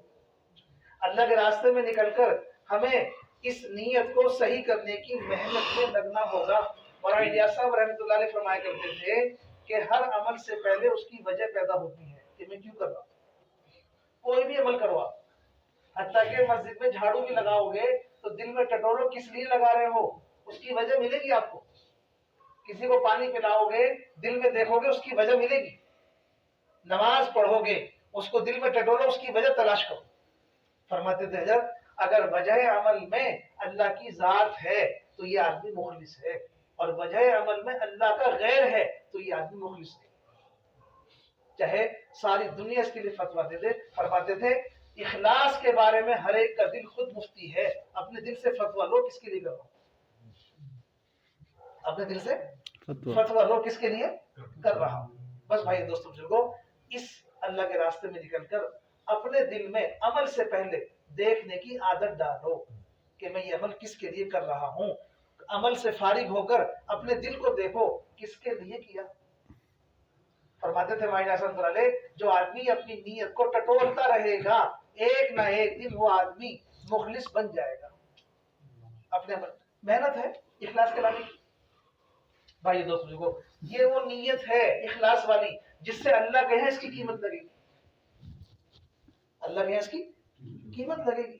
اکرام مسلم سے یہ قیمتی بنے گا، اخلاص سے قیمتی بنے گا. ان صفات کو اپنی زندگی میں لانے کی محنت ہے. ان صفات کو اپنی زندگی میں لانے کی محنت ہے. اس کے لیے گھر چھوڑ رہے ہیں، اس کے لیے کاروبار چھوڑ رہے ہیں، اس کے لیے بھی بچوں کو چھوڑ رہے ہیں. کوئی معمولی مقصد نہیں ہے. نکل کر کے اس محنت میں اپنے آپ کو مشغول کرنا، ان صفات کو اپنی زندگی میں لانے کی محنت میں لگنا. اس کے لیے دن رات ہمیں بھائی دوستوں جو نکلنے کے زمانے میں محنت میں اپنے آپ کو کھپانا پڑے گا. اس کے لیے جماعت بنا لو. اس کے لیے کیا کرو؟ جماعت بنا لو. جماعت میں سے امیر طے کر لو. امیر کے بغیر جماعت نہیں ہے. امیر کے بغیر جماعت نہیں ہے. امیر چاہے کیسا ہی بھی ہو، حدیث میں آیا ہے تمہارا اس کو امیر دیکھنا کتنا ہی ناگوار کیوں نہ ہو کہ امیر صاحب کس کو بنا دیا، اس کا سر کھجور کی گٹھلی کی طرح ہی کیوں نہ ہو ناگواری کی وجہ سے، لیکن جب وہ بن جائے تو اس کی قدر کرو، اور اس کی قدر اس کی اطاعت ہے. امیر کے لیے ہمیں اس طرح اس کی اطاعت کرنی ہے کہ جان اپنی خرچ کریں گے، مال اپنا خرچ کریں گے، لیکن مرضی اپنی نہیں چلائیں گے. مرضی اپنی نہیں چلائیں گے. اپنی چاہت کے خلاف، اپنی رائے کے خلاف، اپنے نفس کے خلاف جو فیصلہ ہوگا اسے مانیں گے. ضروری نہیں ہے رائے کے مطابق فیصلہ ہو، ضروری نہیں ہے میری چاہت کے مطابق فیصلہ ہو، ضروری نہیں ہے میرے نفس کے حساب سے فیصلہ ہو. نفس کے خلاف، چاہت کے خلاف، اپنی رائے کے خلاف کچھ بھی طے ہوگا اسے مانیں گے. اس نے کہا جس نے امیر کی مانی اس نے رسول کی مانی، جس نے رسول کی مانی اس نے اللہ کی مانی. مشق کر رہا ہے اپنے نفس کے خلاف زمین پر، اللہ کی اطاعت میں داخل ہو جائے گا. نفس کے خلاف ہے، اپنی ارادے اور اپنی چاہت کے خلاف ہے. اس لیے بھائی دوستوں کو ہمیں اس طرح امیر کی اطاعت کرنی ہے کہ ہم اپنی ہر چیز کو قربان کریں فیصلے پر. یعنی انشاءاللہ امیر بھی اپنے ساتھیوں کا خیال رکھے. امیر بھی اپنے ساتھیوں کا خیال رکھے. امیر کا خیال رکھنا جان مال امانت ہے. جو ساتھی میرے ساتھ جڑے ہیں ان کی جان مال امانت ہے. اس امانت کا حق مجھے ادا کرنا ہے. ان کی جان مال میرے اوپر بوجھ ہے. ہاں اس کا وزن ہے میرے اوپر کہ اس کا حق ادا کیسے ہوگا. کہ اس کا حق ادا ہوگا تعلیم سے. تعلیم کہتے ہیں سیکھنے سکھانے کو. کتاب پڑھنے ہی کا نام تعلیم نہیں ہے. سیکھنے سکھانے کو بھی تعلیم کہتے ہیں. میں ان کے ساتھ محنت کروں گا سیکھنے سکھانے کی. سیکھنا سکھانا دو چیزوں کا ہے. ایک سیکھنا سکھانا دین کا ہے, ایک دین کی محنت کا ہے. دین اتنا سکھاؤ جو نماز نہیں جانتا تھا وہ نماز پڑھانے والا بن گیا. اس درجے پر لاؤ اسے. جو نماز نہیں جانتا تھا وہ نماز پڑھا سکتا ہے. 40 دن کے بعد تیار کر کے لایا آپ اسے. ہاں جو جماعت میں پہلی بار نکلا تھا اب جماعت لے کر جائے گا. محنت اتنی سکھاؤ, محنت اتنی سکھاؤ کہ امیر بن کے چلا جائے گا. اور دین اتنا سکھاؤ امامت کر لے گا. بالکل بے پڑھا لکھا آدمی تھا اب نماز پڑھا دے گا. ہاں سیکھنے سکھانے کی محنت کرو اور سیکھنے سکھانے کا معیار بھی دیکھو. اس لیے اتنی محنت کرو اس کے ساتھ جس کو لے کے گئے ہو کہ دین بھی سکھاؤ, دین کی محنت بھی سکھاؤ. یوں مت کہو کہ اگلا چلہ میرے ساتھ ہی لگانا. میں تمہارا امیر اور تم میرے مامور. یہ رہا میرا ٹیلی فون نمبر, اگلے سال میرے ساتھ ہی جانا ہے. ایک ہے اپنے سے جوڑنے کی محنت, ایک ہے کام سے جوڑنے کی محنت. کام سے جوڑو گے تو کبھی یہ نہیں کہو گے میرے ساتھ جانا ہے. اپنی جماعت لے کے جانا, اپنی مسجد سے جماعت بنانا. ہاں سارے کام سکھاؤ. جس سے کتاب پڑھنا آئی اس سے تعلیم کرائی, جس سے پکانا آتا تھا اس سے خدمت کرائی, جس سے بولنا آتا تھا اس سے بیان کرایا. اور باقی سب نئے ہیں. سب کو نیا سمجھ کے چھوڑ دیا.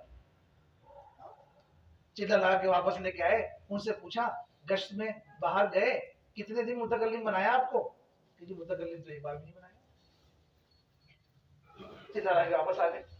اپنی مسجد میں اکیلا تھا, اکیلا نکلا. اب یہ مسجد میں جائے گا تو گشت کا دن آئے گا, گشت کرے گا. آپ نے گشت کرنا سکھایا نہیں. چلے والا شمار ہو گیا, چلے والا شمار ہو گیا. گشت کرنا نہیں آتا, متکلم بننا نہیں آتا, گشت کے آداب نہیں آتے. کیسے اپنی مسجد میں کام اٹھائے گا؟ ذمہ داری کس کی تھی؟ کیا آپ کی تھی؟ آپ سکھاتے اسے 40 دن میں. نماز صحیح نہیں ہوئی, سورہ فاتحہ صحیح نہیں ہوئی, ذمہ داری کس کی تھی؟ کیا آپ کی تھی؟ آپ سکھاتے اسے. بھائی دوستو بزرگوں, اس طرح لوگوں کو لے جا کر کے خالی گھما کے واپس مت لاؤ, بلکہ ان کے ساتھ سیکھنے سکھانے کی محنت کرو. دین بھی سکھاؤ, دین کی محنت بھی سکھاؤ. یہ امیر کی ذمہ داری ہے. ساتھیوں کی ذمہ داری طلب کے ساتھ سیکھنے کی محنت بھی کریں. یہ نہیں ہے کہ امیر گھول کے پلا دے گا. خود بھی طلب ہو, اس کی بھی فکر ہو.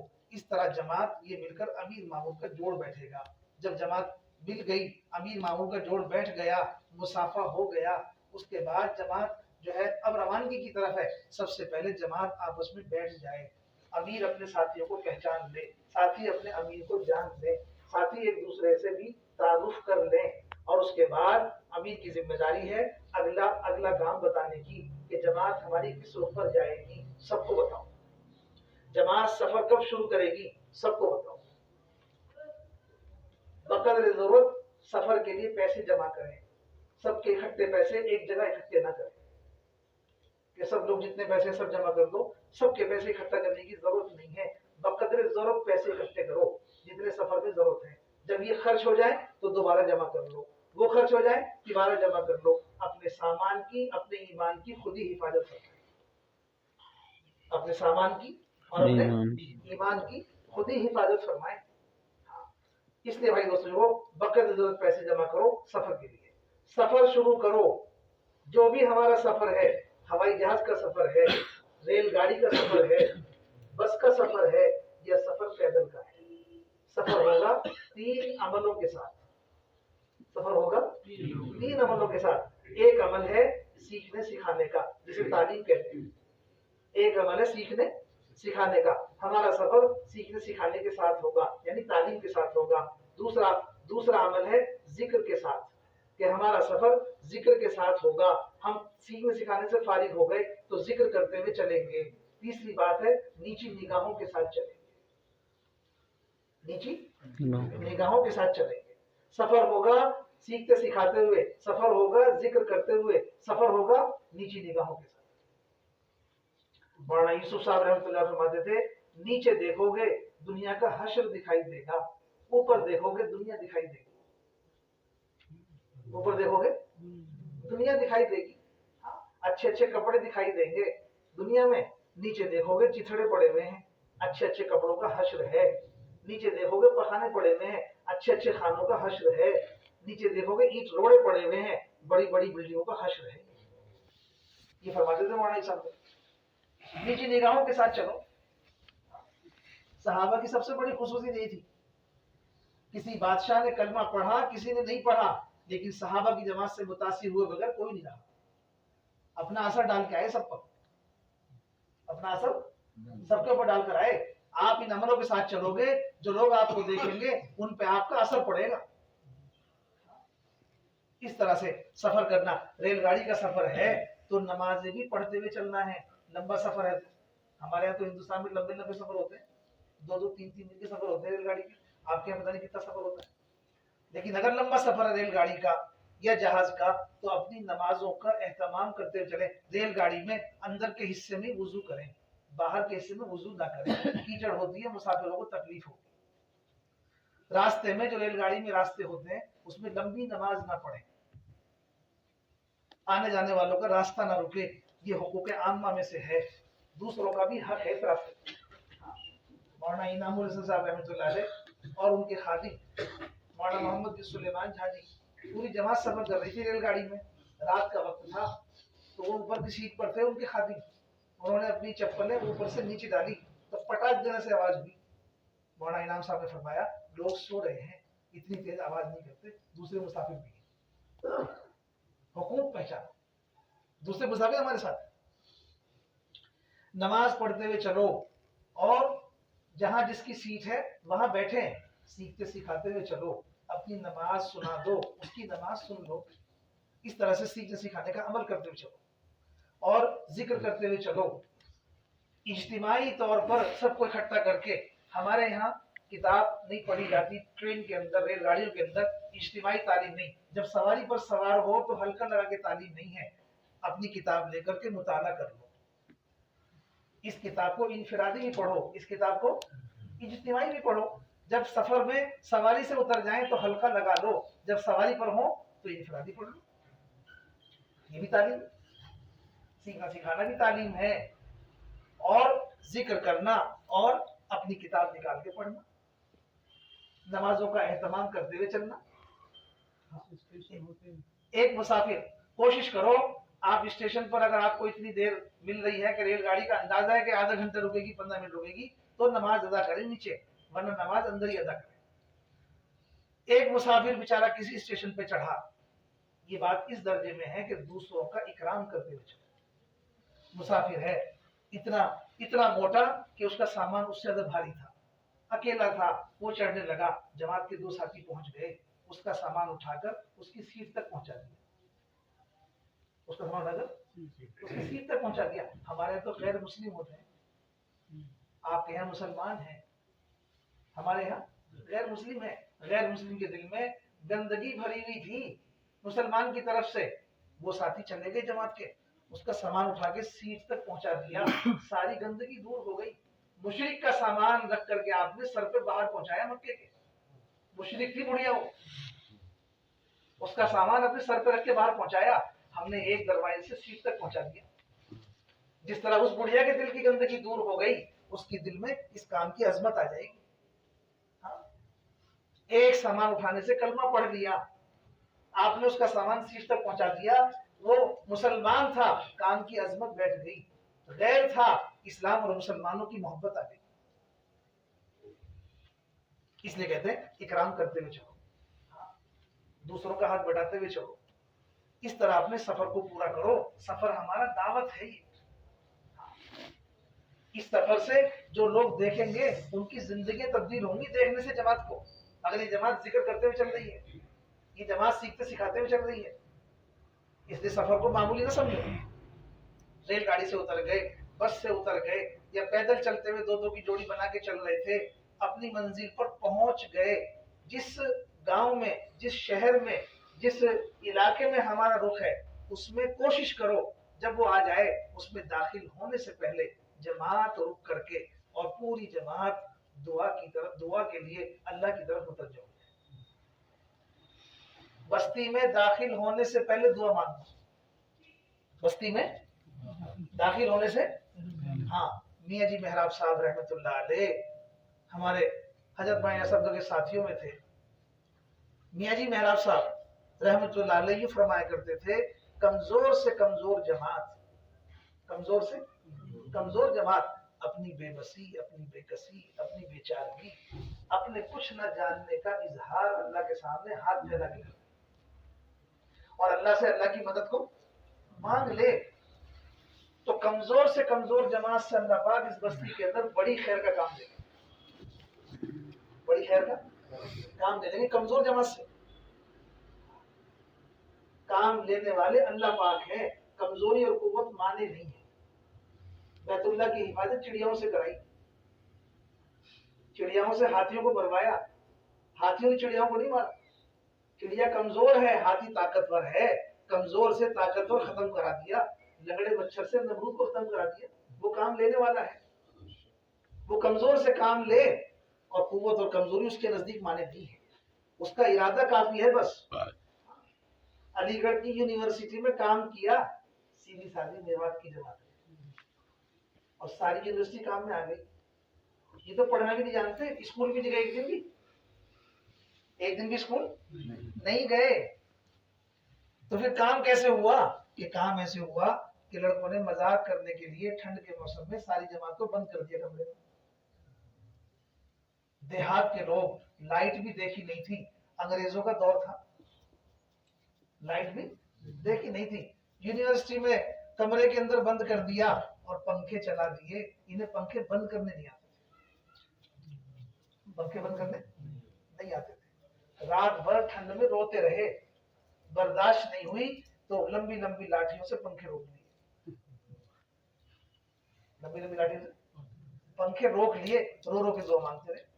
ان کی دعا پر ساری یونیورسٹی کام میں آ گئی.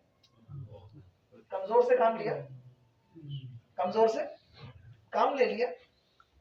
ہاں, اور خان کا گواہ کیا مولانا نے بتایا تھا, مولانا اشرف علی تھانی رحمۃ اللہ علیہ کی خان کا, وہ عبد الغنی سمجھے, میوات میں گاؤں ہے ہمارے, وہاں کے رہنے والے تھے, وہ ذریعہ بن گئے. بھائی دوستوں بزرگوں, ہم اسی طرح سے اس کو سوچیں گے کہ ہم سب سے زیادہ, اجی میں تو بہت پرانا ہوں, جہاں جاؤں اپنے بیان سے جماعتوں کی جماعتیں نکال دوں. یہ ساری چیزیں ختم کر دو. جب دعا میں ہاتھ اٹھاؤ, مکہ فتح ہوا, سب سے بڑی فتح تھی اسلام کی, مکے کا فتح ہونا. لوگ نعرے لگا رہے تھے آپ نے کیا, آپ کہہ رہے تھے نہیں اللہ نے کیا. آپ کہہ رہے تھے اللہ نے کیا. سیدھے بیٹھے نہیں تھے اونٹ پر, اتنے جھکے ہوئے تھے کہ کوہان چھاتی سے لگ رہا تھا. یوں بیٹھے ہوئے تھے تواضع میں. لوگ کہہ رہے تھے آپ نے کیا, آپ کہہ رہے تھے اللہ نے کیا. نہ مجھ سے, نہ میں کچھ ہوں, نہ مجھ سے کچھ ہے. دعا میں یہ کہو اللہ سے, اے اللہ تو سب کچھ ہے.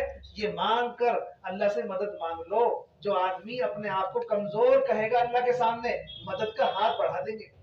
جو یہ کہے گا میں کرتا ہوں, مجھ سے ہوتا ہے, مدد کا ہاتھ کھینچ کے سارا کام سر پہ ڈال دیں.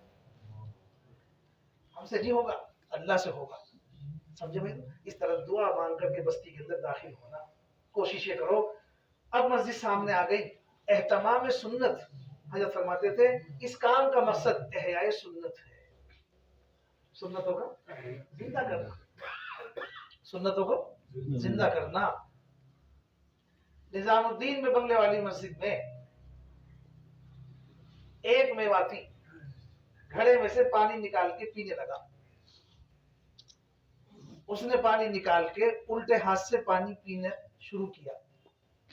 دوسرا ساتھی اس کا میواتی, وہ بیٹھا ہوا تھا دھوپ, اس نے دیکھا تو وہیں سے دوڑا یہ کہتے ہوئے او فلاں اپنے ہاتھ سے پانی پی. کیا کہا؟ اپنے ہاتھ سے. اپنے ہاتھ سے مطلب سیدھے ہاتھ. سیدھا ہاتھ. تو فلاں اپنے ہاتھ سے پانی پی. یہ منظر مولانا الیاس صاحب کو دیکھ رہے تھے. یہ منظر مولانا ایسے دیکھ کہا اے اللہ تیرا شکر ہے تو نے میرا کام چلا دیا. تو نے میرا کام چلا دیا. ایک امتی کو دوسرے امتی کی خلاف سنت عمل دیکھ کر فکر ہو گئی کہ سنت کے مطابق کر، سنت کے خلاف مت کر. سنت کے مطابق کر، سنت کے خلاف مت کر. وہ چلا کر دور سے بھاگا. اس نے کہا اللہ کا شکر ہے میرا کام چل گیا. اہل سنت اس کام کا مقصد ہے. مسجد آ گئی، سنت کے مطابق داخل ہو. سنتوں کو مذاکرہ، سنتوں کا سیکھنا سکھانا. دوران سفر کر لو کہ مسجد میں کس طرح داخل ہونا. مولانا یوسف صاحب رحمۃ اللہ علیہ فرماتے تھے ایک آدمی ہوا میں اڑ کے دکھا رہا ہے اور خلاف سنت اس کی زندگی ہے. اس کی حیثیت ہمارے نزدیک کوے سے زیادہ نہیں. کرامت مت دیکھو، کرامت کا اثر مت لو، سنت کا اثر لو. ہوا میں اڑنے سے مغفرت نہیں ہوگی، حضور کی سنت کے مطابق عمل کرنے سے نجات ملے گی. بھائی دوستوں کو فرماتے تھے پانی میں رہ کے دکھا دیا، ہمارے نزدیک اس کی حیثیت پانی کے کیڑے مکوڑوں سے زیادہ. پانی میں کیڑے مکوڑے بھی رہتے، ہوا میں کوے بھی اڑتے. تم نے اڑ کے دکھایا تو کیا کمال ہے. سنت کے مطابق عمل کرنا کمال ہے، ہوا میں اڑنا کمال نہیں. سنت کے مطابق عمل کرنا یہ کمال ہے، اس سے نجات ہے. بھائی دوستوں کو اس سنت کی عظمت اور اہمیت ساتھیوں کے دل میں بٹھانا. ایک سنت کی ایک سنت کی عظمت اور اہمیت، اس کا مذاکرہ، اس کا سکھانا دوران سفر اور اپنے ساتھیوں کے ساتھ سفر میں ہونا چاہیے. ایک ہے نماز کا سیکھنا، ایک ہے سنت کا سیکھنا. ہم دونوں محنتیں ساتھ کریں گے سیکھنے سکھانے. بھائی دوستوں دیکھو مسجد میں داخل ہو کر سیدھے پیر سے مسجد میں داخل ہو گئے، دعا پڑھ کے داخل ہو گئے. سامان اندر کے حصے میں رکھو، چادر ڈال دو. کھانا پکانے کا سامان کچن میں رکھو یا مسجد کے باہر کے حصے میں رکھو. اپنی ضرورت سے فارغ ہو جاؤ اور بیٹھنے سے پہلے 2 رکعت نماز پڑھ لو. مسجد میں بیٹھنے سے پہلے 2 رکعت نماز پڑھ لو ضرورت سے فارغ ہو کر. سب سے پہلا کام مسجد میں وہ کرو جس کے لیے مسجدیں بنائی گئی ہیں. مسجدیں بنی ہیں اللہ کی عبادت کے لیے. اپنے آپ کو اللہ کے سامنے جھکا دو، اپنے سب کو سجدے میں ڈال دو. سب سے پہلا کام یہ کرو. نماز پڑھ کے اللہ پاک سے دعا مانگ لو. تحیۃ المسجد پڑھ لی، دعا مانگ لو. دعا مانگ کے مشورے کا ماحول بناؤ. مشورے کا ماحول بناؤ. سب ساتھی ایک ایک کر کے مشورے میں بیٹھنا شروع کر دیں. کوشش کرو مقامی ساتھیوں کو بھی متوجہ کر دو جس بستی میں آپ کی جماعت آئی ہے کہ وہ بھی آپ کے مشورے میں شامل ہو جائیں. چونکہ ہم محنت کریں گے اس بستی کے اندر ان لوگوں کے ساتھ، تو ان کے ساتھ مشورہ بھی کرو. جن کو محنت میں لینا ہے ان کے ساتھ مشورہ بھی کرو. کوشش کرو ان کو ساتھ بلانے کی. اگر وہ آ جائیں آپ کے پاس اس وقت میں، اگر وہ موجود ہوں گے تو آ جائیں گے، نہیں آئے تب بھی مشورہ کرو. آ جائیں تو ان کو ساتھ میں لے کے مشورہ کرو. 3 باتوں کو سامنے رکھ کے مشورہ کرنا ہے. مشورہ ہوگا 3 چیزوں کو سامنے رکھ کے. سب سے پہلا تقاضا مشورے کا نقد جماعت. سب سے پہلا تقاضا مشورہ کرو اس پر کہ ہمیں یہاں سے نقد جماعت نکالنی ہے. دوسرا تقاضا ہے مشورے کا مسجد وار جماعت. ہمیں اس مسجد میں مسجد کی جماعت بنانی ہے. اگر بنی ہوئی ہے تو اس کو مضبوط کریں گے، نہیں بنی ہوئی ہے تو اس کو نئے سرے سے بنائیں گے. ہمارے رہتے ہوئے جو ہمیں کام کرنا ہے اس کا مشورہ ہو رہا ہے تو مشورے میں وہ باتیں طے کریں گے جو ہمیں یہاں کا کام کرنا ہے. ایک کام کرنا ہے کہ نقد جماعت نکالنی ہے، دوسرا کام کرنا ہے کہ مسجد وار جماعت بنانی ہے، اور تیسرا تقاضا ہے اپنی جماعت. تیسرا تقاضا ہے ایک تقاضا نقد جماعت، دوسرا تقاضا مسجد کی جماعت، اور تیسرا تقاضا اپنی جماعت. نقد جماعت کے تعلق سے آپ سب سے رائے لو، مقامی لوگوں سے کو بھی متوجہ کرو کہ ہم یہاں جس طرح ہم لوگ اللہ کے راستے میں نکل کر آئے ہیں اسی طرح سے یہاں کے لوگ بھی اللہ کے راستے میں نکل جائیں. اللہ کے راستے میں نکل جائیں. رات کو پہنچے میوات کے اندر الیاس صاحب رحمۃ اللہ علیہ جا کے لوگوں نے کہا، گاؤں کے لوگوں نے، پہلے کھانا کھا لو. حضرت نے کہا نہیں، پہلے جماعت نکالیں گے، پہلے جماعت نکالیں گے. 12 بج گئے، سب کو وصول کر کے مسجد میں لائے، سب کے بستر آ گئے. اس کے بعد کھانا کھایا، اس کے بعد کھانا کھایا. اتنی فکر تھی. بھائی دوستوں کو اس لیے کوشش یہ کرنا کہ ہر دن کی جماعت الگ نکلے. آج کی جماعت آج نکالو، کل کی جماعت کل نکالو. یہ نہیں ہے کہ آج مشورے میں طے کر لیا جماعت کب نکالیں گے، کہ 1 ہفتے بعد نکالیں گے. خدمت کون کرے گا؟ کہ یہ ہم کریں گے. اور کھانا کب پکے گا؟ 1 ہفتے بعد. کھانے کی تاریخ طے نہیں ہوتی، جماعت کی تاریخ طے ہوتی ہے. جماعت ادھار، کھانا نقد. جماعت ادھار اور کھانا نقد نہیں. جماعت نقد ہے تو کھانا بھی نقد ہے. ہم کھانا آج کھائیں گے تو جماعت بھی آج کھائیں گے. نقد جماعت کے تعلق سے یہ فکر دلاؤ. نقد جماعت کے تعلق سے یہ مقامی ساتھیوں کو، اپنے ساتھیوں کو فکر مند کرو.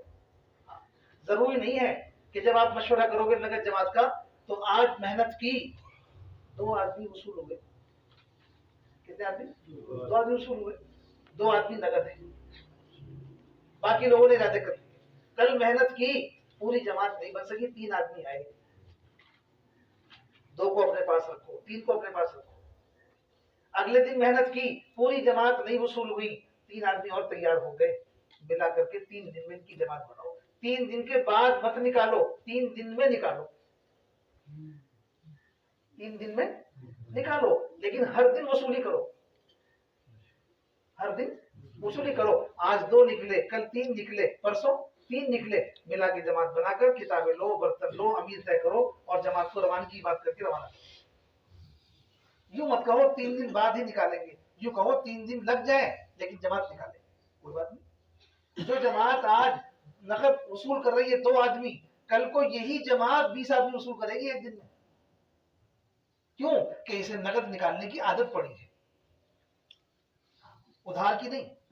اس طرح نقد جماعت کے تعلق سے یہ تقاضا ہے، اور اس طرح فکر مند کر کے نقد جماعت نکالنے کی عادت ڈالو. ہمارے یہاں پرانے میاں جی ہوتے تھے، چلے میں 40 جماعتیں نکال کے آتے تھے. کتنی جماعتیں؟ 40. پھر گاؤں والوں سے کہتے تھے خالی ہاتھ نظام الدین واپس نہیں جائیں گے، اور ٹرالی اور ٹریکٹر بھر کے الگ سے لاتے تھے. وہ نقد ہوتے تھے الگ، وہ نقد ہوتے تھے الگ. اس طرح انہوں نے کام سکھایا. بھائی دوستوں کو اس طرح ہم کوشش کریں گے انشاءاللہ ہر دن کی جماعت الگ نکالیں. ٹھیک ہے انشاءاللہ. یہ ہے مشورہ کرنا نقد جماعت کا. دوسرا تقاضا ہے مسجد وار جماعت، کہ ہم اس مسجد میں مسجد کی جماعت قائم کریں گے. جو لوگ اس وقت نہیں نکل سکے ہم ان سے کہیں گے آپ یہاں رہتے ہوئے اپنا وقت مسجد کے لیے فارغ کرو. ایک ایک فرد امت سے مسجد کے لیے وقت فارغ کرا کر، اور مسجد کو ہم اس مسجد میں مسجد کی جماعت بنائیں گے. مسجد کی جماعت بنانے سے مطلب جو مسجد کی جماعت کے کام ہیں ان پر ان کو لانا، ان کاموں پر ان کو لانا. سب سے پہلا کام مسجد کی جماعت کا کیا ہے؟ بتاؤ جی. سب سے پہلا کام،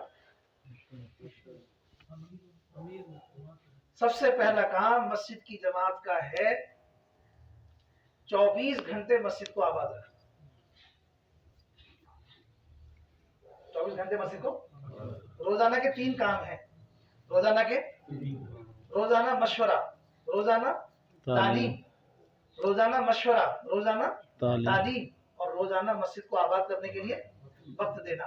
جس مسجد میں روزانہ کی محنت جاندار ہوگی اس کے سارے کام جاندار ہوں گے. جس مسجد میں روزانہ کی محنت جاندار نہیں ہوگی اس کا کوئی کام مضبوط نہیں. روزانہ کی محنت کے جاندار ہونے کی علامت یہ ہے کہ سارے محلے والوں نے مل کر مسجد کو وقت دے کر 24 گھنٹے مسجد کو آباد کیا. اس لیے مسجد کی جماعت کا سب سے پہلا کام یہ ہے روزانہ وقت دے کر مسجد کو آباد رکھنا. کس طرح آباد رکھنا؟ جیسے ہماری جماعت آباد کر رہی ہے. فجر کے بعد دیکھو، 10 بجے جا کے دیکھو، ظہر کے بعد جا کے دیکھو، عصر کے بعد جا کے دیکھو، ایک جماعت مسجد کو عمل سے آباد کیے ہوئے. مسجد کو عمل سے آباد کیے ہوئے. 10 آدمی کی جماعت ہے، فجر کے بعد مسجد میں عمل، 10 बजे जाके देखो तो मस्जिद में अमन, जोहर बाद जाके देखो तो अमन। जब ये 10 आदमी मस्जिद को आबाद रख सकते हैं 24 घंटे, तो सारे गांव वाले मिलकर इस मस्जिद को आबाद क्यों नहीं कर सकते? हम जब तक यहाँ मस्जिद में रहेंगे, मशवरा इस बात का कर रहे हैं कि हम यहाँ मस्जिद की जमात बनाएंगे। मस्जिद की जमात बनाने की शुरुआत किससे करेंगे कि एक एक फर्द उम्मत से उसका घर का वक्त घर को दो, कारोबार का वक्त कारोबार को दो, उससे बचा वक्त हमें दो। हम आपसे घर का वक्त नहीं मांग रहे, कारोबार का वक्त नहीं मांग रहे, उससे बचा वक्त आप जो है वो मस्जिद को देते। सारे मोहल्ले वालों की खुशामद की आपने, 10, 20, 50 आदमी तैयार कर लिए, ये रोजाना मस्जिद को वक्त देने वाले बन गए, 24 घंटे मस्जिद को आबाद कर। कोई 8 घंटे देगा, कोई 4 घंटे देगा, कोई 2 घंटे देगा, कोई आधा घंटा देगा, जो भी दे, सबके वक्त देने से मस्जिद आबाद हो। एक मेहनत इंशाअल्लाह हमें मस्जिद की जमात बनाने की ये करनी है। उनकी मस्जिद में तालीम नहीं होती, उन्हें फिक्रमंद करके तालीम शुरू कराना, उनकी मस्जिद में मशवरा नहीं होता, उनका मशवरा शुरू कराना। निकली हुई जमात जो जमात खुरूज में है, वो किसी मस्जिद में जाएगी, उसका मकामी काम जितना वो मजबूत कर सकती है कोई नहीं कर सकता। इसलिए आप हज़रात उस मस्जिद में उनका मशवरा शुरू कराना, मशवरे के लिए साथियों को तैयार करना, तालीम में बैठने के लिए तैयार करना, मस्जिद में वक्त देने के लिए तैयार करना। इसी तरह से इनको समझाना कि हफ्ते में 2 गश्त करने हैं, ये बात इनको समझानी, महीने में 3 दिन लगाने हैं, ये बात इनको समझानी। जो नगद निकल गए उनकी जमात बना के रवाना कर दो, जो नहीं निकल सके उनकी मस्जिद की जमात बना दो। यह है मशवरे का तरीका। दूसरा और तीसरे नंबर पर अपनी जमात बयान कौन करेगा, ऐलान कौन करेगा, तालीम कौन करेगा, खिदमत कौन करेगा, अपनी जमात के ताल्लुक से तकाजे हैं उनको भी तय करें। इन 3 बातों को सामने रख के मशवरा करो। कर लोगे इंशाअल्लाह, करोगे इस तरह इंशाअल्लाह। उसके बाद मशवरे के बाद 3 कामों में लग जाओ। एक जमात खुसूसी मुलाकात के लिए भेज दो चाहे कोई ना मिले, एक जमात खिदमत के लिए भेज दो चाहे भूख ना हो, और बाकी साथी तालीम में मशगूल हो जाए चाहे थके हुए क्यों ना हो। बाकी साथी तालीम में मशगूल हो जाए चाहे थके हुए क्यों ना हो। रात भर का सफर करके आए हैं, आंखें बंद हो रही हैं, थोड़ी देर के लिए तालीम करो, थोड़ी देर के लिए तालीम का हल्का लगा लो, चाहे थके हुए क्यों ना हो। और कोई सफर करके नहीं आए, बशासत है तो पूरी तालीम करो। एक जमात खुसूसी मुलाकात के लिए भेजो चाहे कोई ना मिले, एक जमात खिदमत में भेजो चाहे भूख ना हो, सवाल खत्म हो जाएगा। खाना पकाने में ही लगोगे, दावत लेके लोग आ जाएंगे, अजी हमें दावत कबूल कर लो, क्या गुजारा है आपके पास? जी हाँ ठीक है। जब खाना पक के तैयार हो गया, वो आया कि जी खाना है, कि जी खाना तो पक गया, वो कुछ नहीं कह सकता, वो लड़ाई भी नहीं करेगा आपसे, आपका खाना तैयार है। जमात के जिम्मे है कि वो अपना खाना पकाए, मकामी लोगों के जिम्मे है कि वो बर्तन न भूले। दोनों का अलग अलग दीन है, दोनों का अलग अलग है। हाँ, वो इसको ना समझे, जमात ये ना समझे कि मकामी लोग दावत करें, जमात इसका जर्रा बराबर दिल में ख्याल न लाए कि मकान कोई हमारी दावत करे। जमात का दीन ये है कि हम अपना खाना पकाएंगे, मकामी लोगों का दीन ये है, हजरत ने फरमाया जो जमात अल्लाह के रास्ते में निकली है उसकी नुसरत करो। अगर तुम उसकी नुसरत करोगे, अल्लाह ताला तुम्हारे माल में, तुम्हारी औलाद में बरकत देगी, तुम्हारे माल में और तुम्हारी औलाद में बरकत है। नहीं करोगे तो नहीं देंगे, नहीं करोगे तो नहीं देंगे, करोगे तो बरकत देंगे अल्लाह पाक, माल में भी और औलाद में बरकत देंगे। नुसरत का कोई तोड़ नहीं है, कोई मामूली चीज नहीं है। हमारे माशाल्लाह ये सरहद वाले भाई हैं, हमारे ये मेवात वाले भाई हैं, इनके यहाँ ये चीज बहुत जानदार है। हमारे जो हिंदुस्तान में मेवात के देहात हैं, औरतें खेत में होती पर्दे के साथ, वो दावत भिजवा देती है जमात की मस्जिद में दाखिल होने से पहले। मस्जिद में औरतें, ऐसा दीन मजबूत है उनका। तीन आदमी खाना लेके इकट्ठे हो जाते हैं, बात बोलता हूँ। ہم اندازہ نہیں کر سکتے وہ میوات جو کبھی اتنے حالات میں تھی، آج وہاں کی کیا حال ہے۔ ایسی ہماری سرحد کا علاقہ ہے ماشاءاللہ، ہمارے بھائیوں کا جو پورا سرحد ہے، کہ یہ بھی مہمان نوازی میں اتنے آگے۔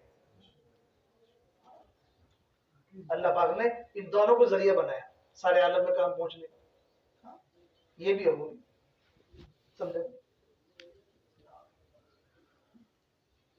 حاجی عبد الغنی جو تھے، جن کا واقعہ بتایا تھا رات، یہ گاؤں تھا تھل چینا ہمارے میوات میں راجستھان کے اندر، تو اس میں رہتے تھے۔ 3 دن کے لیے آئے تھے مرکز میں، کتنے دن کے لیے؟ ہاں، اور نکاح ہو گیا تھا، رخصتی 1 ہفتے بعد ہونی تھی، 17 مہینے کے بعد واپس گئے۔ اللہ، وہ بھی گھر والے بار بار بلانے کے لیے آئے کہ رخصتی کرنی ہے، نکاح تو ہو گیا۔ کتنے مہینے بعد؟ 17 مہینے کے بعد۔ ابھی میوات کا سفر تھا ہمارا یہاں آنے سے پہلے، تو ہم ان کے بیٹے سے ملے، تو ان کا انتقال ہو چکا تھا۔ بیٹے بھی ہے 50 سال کی عمر کے، تو ان کے بیٹے سے ملاقات ہوئی۔ تو حاجی عبد الغنی نے معالیہ صاحب رحمۃ اللہ علیہ سے جب یہ چھوٹے تھے، بچپن میں نوجوان تھے، تو یہ سوال کیا، حضرت کے ساتھ سفر بھی کیا انہوں نے، حاجی عبد الغنی نے سفر بھی کیا۔ تو جب یہ چھوٹے تھے تو کہا کہ حضرت آپ نے کہا میں اپنے گاؤں میں گشت کروں، کوئی میری بات نہیں سنتا اور کوئی بات نہیں مان رہا، نہیں سن رہا، آپ اجازت دو تو کہیں دوسرے گاؤں میں گشت کر لوں۔ حضرت نے کہا عبد الغنی اپنے گاؤں میں ہی گشت کرتا رہے، تیرے گشت کرنے کے اثرات اللہ پاک امریکہ میں ڈال رہے ہیں۔ کس نے کہا یہ؟ عبد الغنی تیرے گشت کرنے کے اثرات اللہ پاک امریکہ میں ڈال رہے ہیں۔ حاجی عبد الغنی نے کہا اپنی آنکھ سے میں نے امریکہ کی جماعت کو میوات میں دیکھ لیا، اور میوات کی جماعت کو امریکہ جاتے ہوئے دیکھ لیا، اپنی آنکھ سے دیکھ لیا۔ بہت دنیا سے بے رغبت آدمی، بہت دنیا سے بے رغبت آدمی۔ بڑے بیٹے نے مدرسہ شروع کیا تو کہیں شہر میں جا کے رسیدیں چھپوا لایا۔ حاجی عبد الغنی نے ساری رسیدیں تندور میں ڈال دی کہ بیٹا میرا کام یہ نہیں، بس پڑھائی کراؤ، ایسے چلاؤ، دنیا اور میرا کوئی تعلق نہیں ہے، دنیا میرا کوئی تعلق نہیں ہے۔ انتقال ہو گیا۔ جب گھر میں جنازہ رکھا ہوا تھا تو پانی ٹپک رہا تھا، بارش کا موسم نہیں تھا۔ ایک اللہ والے نے کہا تمہارا گھر بھی رو رہا ہے۔ ایسی کرامت تھی، زندگی بھر دنیا کو گلے لگایا، زندگی بھر ایسی گزاری، ایسی بے رغبتی تھی دنیا۔ مکان پکا نہیں بننے دیا، ان کے بیٹے نے پوری تعلیم سنائی اس دفعہ۔ ایسے ایسے حالات بھائی دوستوں کو، اس طرح سے ہم اپنے مشورے کے بعد کوشش خدمت کیوں کر رہے ہیں، کھانا کیوں پکا رہے ہیں، سوال ختم ہو جائے، دل کا سوال، زبان کا سوال کو نہ آنے دو۔ پرانے ہوتے گئے، اصول ختم ہوتے گئے، پرانے ہوتے گئے، بے پرواہ ہوتے گئے۔ نئے آدمی کی طرح وقت لگاؤ، اصولوں میں احتیاط کرو، اس کام کی جان اس سے اصول ہے۔ مولانا سعید احمد خان صاحب مکی رحمۃ اللہ فرماتے تھے یہ کام بال سے زیادہ باریک ہے اور تلوار کی دھار سے زیادہ تیز ہے، اس کے لیے آسان ہے جو اپنی اصلاح چاہے، اس کے لیے مشکل ہے جو دوسروں کی اصلاح چاہے۔ اس کے لیے آسان ہے جو اپنی اصلاح چاہے، یہ کام اس کے لیے مشکل ہے جو دوسروں کی اصلاح چاہے۔ بال سے زیادہ باریک اور تلوار کی دھار سے زیادہ تیز ہے۔ پرانا ہو کر کے گڑبڑ کرے گا تو وہاں سے اتر کے نیچے آ جائے گا۔ ایک دن میں حالات بدل دیتے ہیں، ایک دن میں حالات بدل دیتے ہیں۔ اس لیے کہا کہ بال سے زیادہ باریک اور دھار سے زیادہ تیز ہے، اس کے لیے آسان ہے جو اپنی اصلاح چاہے، اس کے لیے مشکل ہے جو دوسروں کی اصلاح چاہے۔ اس لیے بھائی دوستوں کو سوال سے بچو، خدمت کے ذریعے سے اپنا کھانا پکاؤ، یہ بستی والوں کے دین کو مت دیکھو، اپنا دین دیکھو۔ اسی طرح سے ملاقاتوں کے لیے جاؤ، خصوصی ملاقاتوں کے لیے، اور سارے ساتھی تعلیم میں لگ جائیں۔ ظہر کی نماز سے پہلے تعلیم کا حلقہ لگے گا آپ کا۔ صبح کی تعلیم میں 3 اعمال ہیں۔ سب سے پہلے تصحیح قرآن کا حلقہ ہوگا، تجوید کا، قرآن صحیح پڑھنا۔ اس کا اصول یہ ہے کہ پوری جماعت میں جتنے لوگ صحیح قرآن پڑھنا جانتے ہیں اتنے حلقے لگانے ہیں۔ اگر پوری جماعت میں ایک آدمی کا قرآن صحیح ہے، ایک حلقہ لگاؤ، اسی سے سیکھو سب۔ اگر 2 آدمی ہے تو 2 حلقے لگاؤ، 3 آدمی ہے تو 3 حلقے لگاؤ۔ سننے اور سنانے کا حلقہ نہیں ہے، سیکھنے اور سکھانے کا حلقہ ہے۔ قرآن کو سیکھتے سکھاتے چلو، صحیح کرتے ہوئے چلو۔ اتنا قرآن صحیح سیکھنا فرض ہے جتنا نماز میں پڑھا جاتا ہے، اس لیے کہ نماز فرض ہے، تو اتنا قرآن صحیح کرا۔ دوسری چیز ہے قرآن کے حلقے لگانا، دوسرا ہے کتاب پڑھنا۔ صبح کی تعلیم میں منتخب احادیث سے کتاب پڑھی جائے، منتخب احادیث یہ کتاب پڑھی جائے گی روزانہ صبح کی تعلیم، اور اس کے بعد 6 صفات کا مذاکرہ ہوگا روزانہ، 6 صفات کا مذاکرہ۔ قرآن کے حلقے، منتخب سے تعلیم، 6 صفات کا مذاکرہ، یہ صبح کی تعلیم کے عمل ہیں۔ ظہر کے بعد جو تعلیم ہوگی یعنی شام کی تعلیم، ظہر بعد جو ہوگی اس تعلیم میں فضائل اعمال مع فضائل صدقات، اس کتاب سے تعلیم ہوگی۔ ہر باب میں سے نشان لگا لو، تھوڑا تھوڑا سا ہر باب میں سے پڑھو۔ ظہر اثر کے بیچ میں، اثر کی نماز سے اتنی دیر پہلے ساتھیوں کو چھوڑ دو، کم سے کم آدھا پونا گھنٹہ مل جائے جس میں انفرادی طور پر سیکھنے سکھانے کا ماحول بناؤ۔ صبح آپ نے حلقوں میں قرآن سیکھا تھا، شام میں سیکھنے سکھانے میں سب سے پہلے جو چیزیں نماز میں قرآن کے علاوہ پڑھی جاتی ہے انہیں سکھاؤ، تاکہ ایک آدمی کی نکلنے والے کی نماز مکمل ہو جائے۔ پہلے نماز مکمل کرو اس کی، بعد میں سارے کام۔ 40 دن ہو گئے درود شریف نہیں سیکھی اس نے، اب تیار صحیح نہیں ہوئی اس کی، اور چلہ پورا ہو گیا نہیں۔ صبح آپ نے قرآن سکھایا ہے، شام میں یہ جو انفرادی طور پر جو وقت دیا ہے تھوڑا سا عصر کی نماز سے پہلے آدھا پونا گھنٹے کا، اس میں کوشش کرو نماز میں جو چیزیں پڑھی جاتی ہیں قرآن کے علاوہ پہلے انہیں سیکھو۔ اس وقت میں بہت برکت ہوگی۔ جب یہ نماز مکمل ہوگی، صبح شام کی دعائیں ہیں، سنتوں کا مذاکرہ ہے، سمجھے نا؟ کبھی موقع ملا ساتھیوں کو بتاؤ کس طرح گشت کرنا ہے، سیکھنے سکھانے میں ساری چیزیں آ جائیں گی۔ اس طرح یہ انفرادی طور پر سیکھنے سکھانے کا اہتمام اور فکر دلا کے ساتھیوں کو مشغول رکھو۔ اثر کی یہ تعلیم کا معمول رہے گا ہمارا۔ اب ظہر کی نماز آ گئی، ظہر کی نماز سے پہلے اپنے ساتھی ہمارے ضرورت سے فارغ ہو جائیں اور بستی کے آنے والوں سے پہلے اپنے آپ کو تیار کر لیں۔ ظہر کی نماز میں اعلان بھی ہوگا، اور ظہر کی نماز میں ظہر نہیں تو دونوں تعلیم بتائیے نا، صبح کی تعلیم کے بعد ظہر، ابھی تو ترتیب وہاں سے چل رہی ہے نا، صبح کی تعلیم کے بعد ظہر، تو ظہر آ گئی تو ظہر میں سب سے پہلے 3 کام ہونے ہیں۔ ایک ہے اعلان، دوسرا ہے تعارفی بات، دوسرا ہے تعارفی بات، تیسرا ہے تشکیل۔ اعلان کرنا ایک ساتھی جس کے ذمہ اعلان کرے گا، مجمع جوڑنا سارے لوگ کھڑے نہیں ہوں گے، سارے لوگ کھڑے نہیں ہوں گے، ایک سمجھدار آدمی دروازے کے پاس کھڑا ہو، لیکن سارے لوگ مسجد میں جتنے مقامی لوگ ہیں ان کے ساتھ پھیل کر نماز پڑھیں، سارے لوگوں کے ساتھ۔ یہ ہے مجمع جوڑنا، کہ جب آپ فرض نماز کے بعد سنتیں پڑھو تو مقامی لوگوں کے ساتھ پڑھو، اور مقامی لوگوں کے نماز پڑھنے سے پہلے اپنی نماز پوری کرو۔ مجمع جوڑنا ہے، مجمع۔ آپ کی نماز لمبی ہو گئی، مقامی لوگ نماز پڑھ کے اپنے گھروں کے قریب ہو جائیں گے، وہ نکل جائیں گے، آپ نماز میں کھڑے رہو گے۔ مجمع جوڑنے کی ذمہ داری ہے ان کے نماز پڑھنے سے پہلے اپنی نماز پوری کرو، جب وہ نماز کا سلام پھیرے اس وقت آپ انہیں جوڑنے کے لیے فارغ ہونے چاہیے۔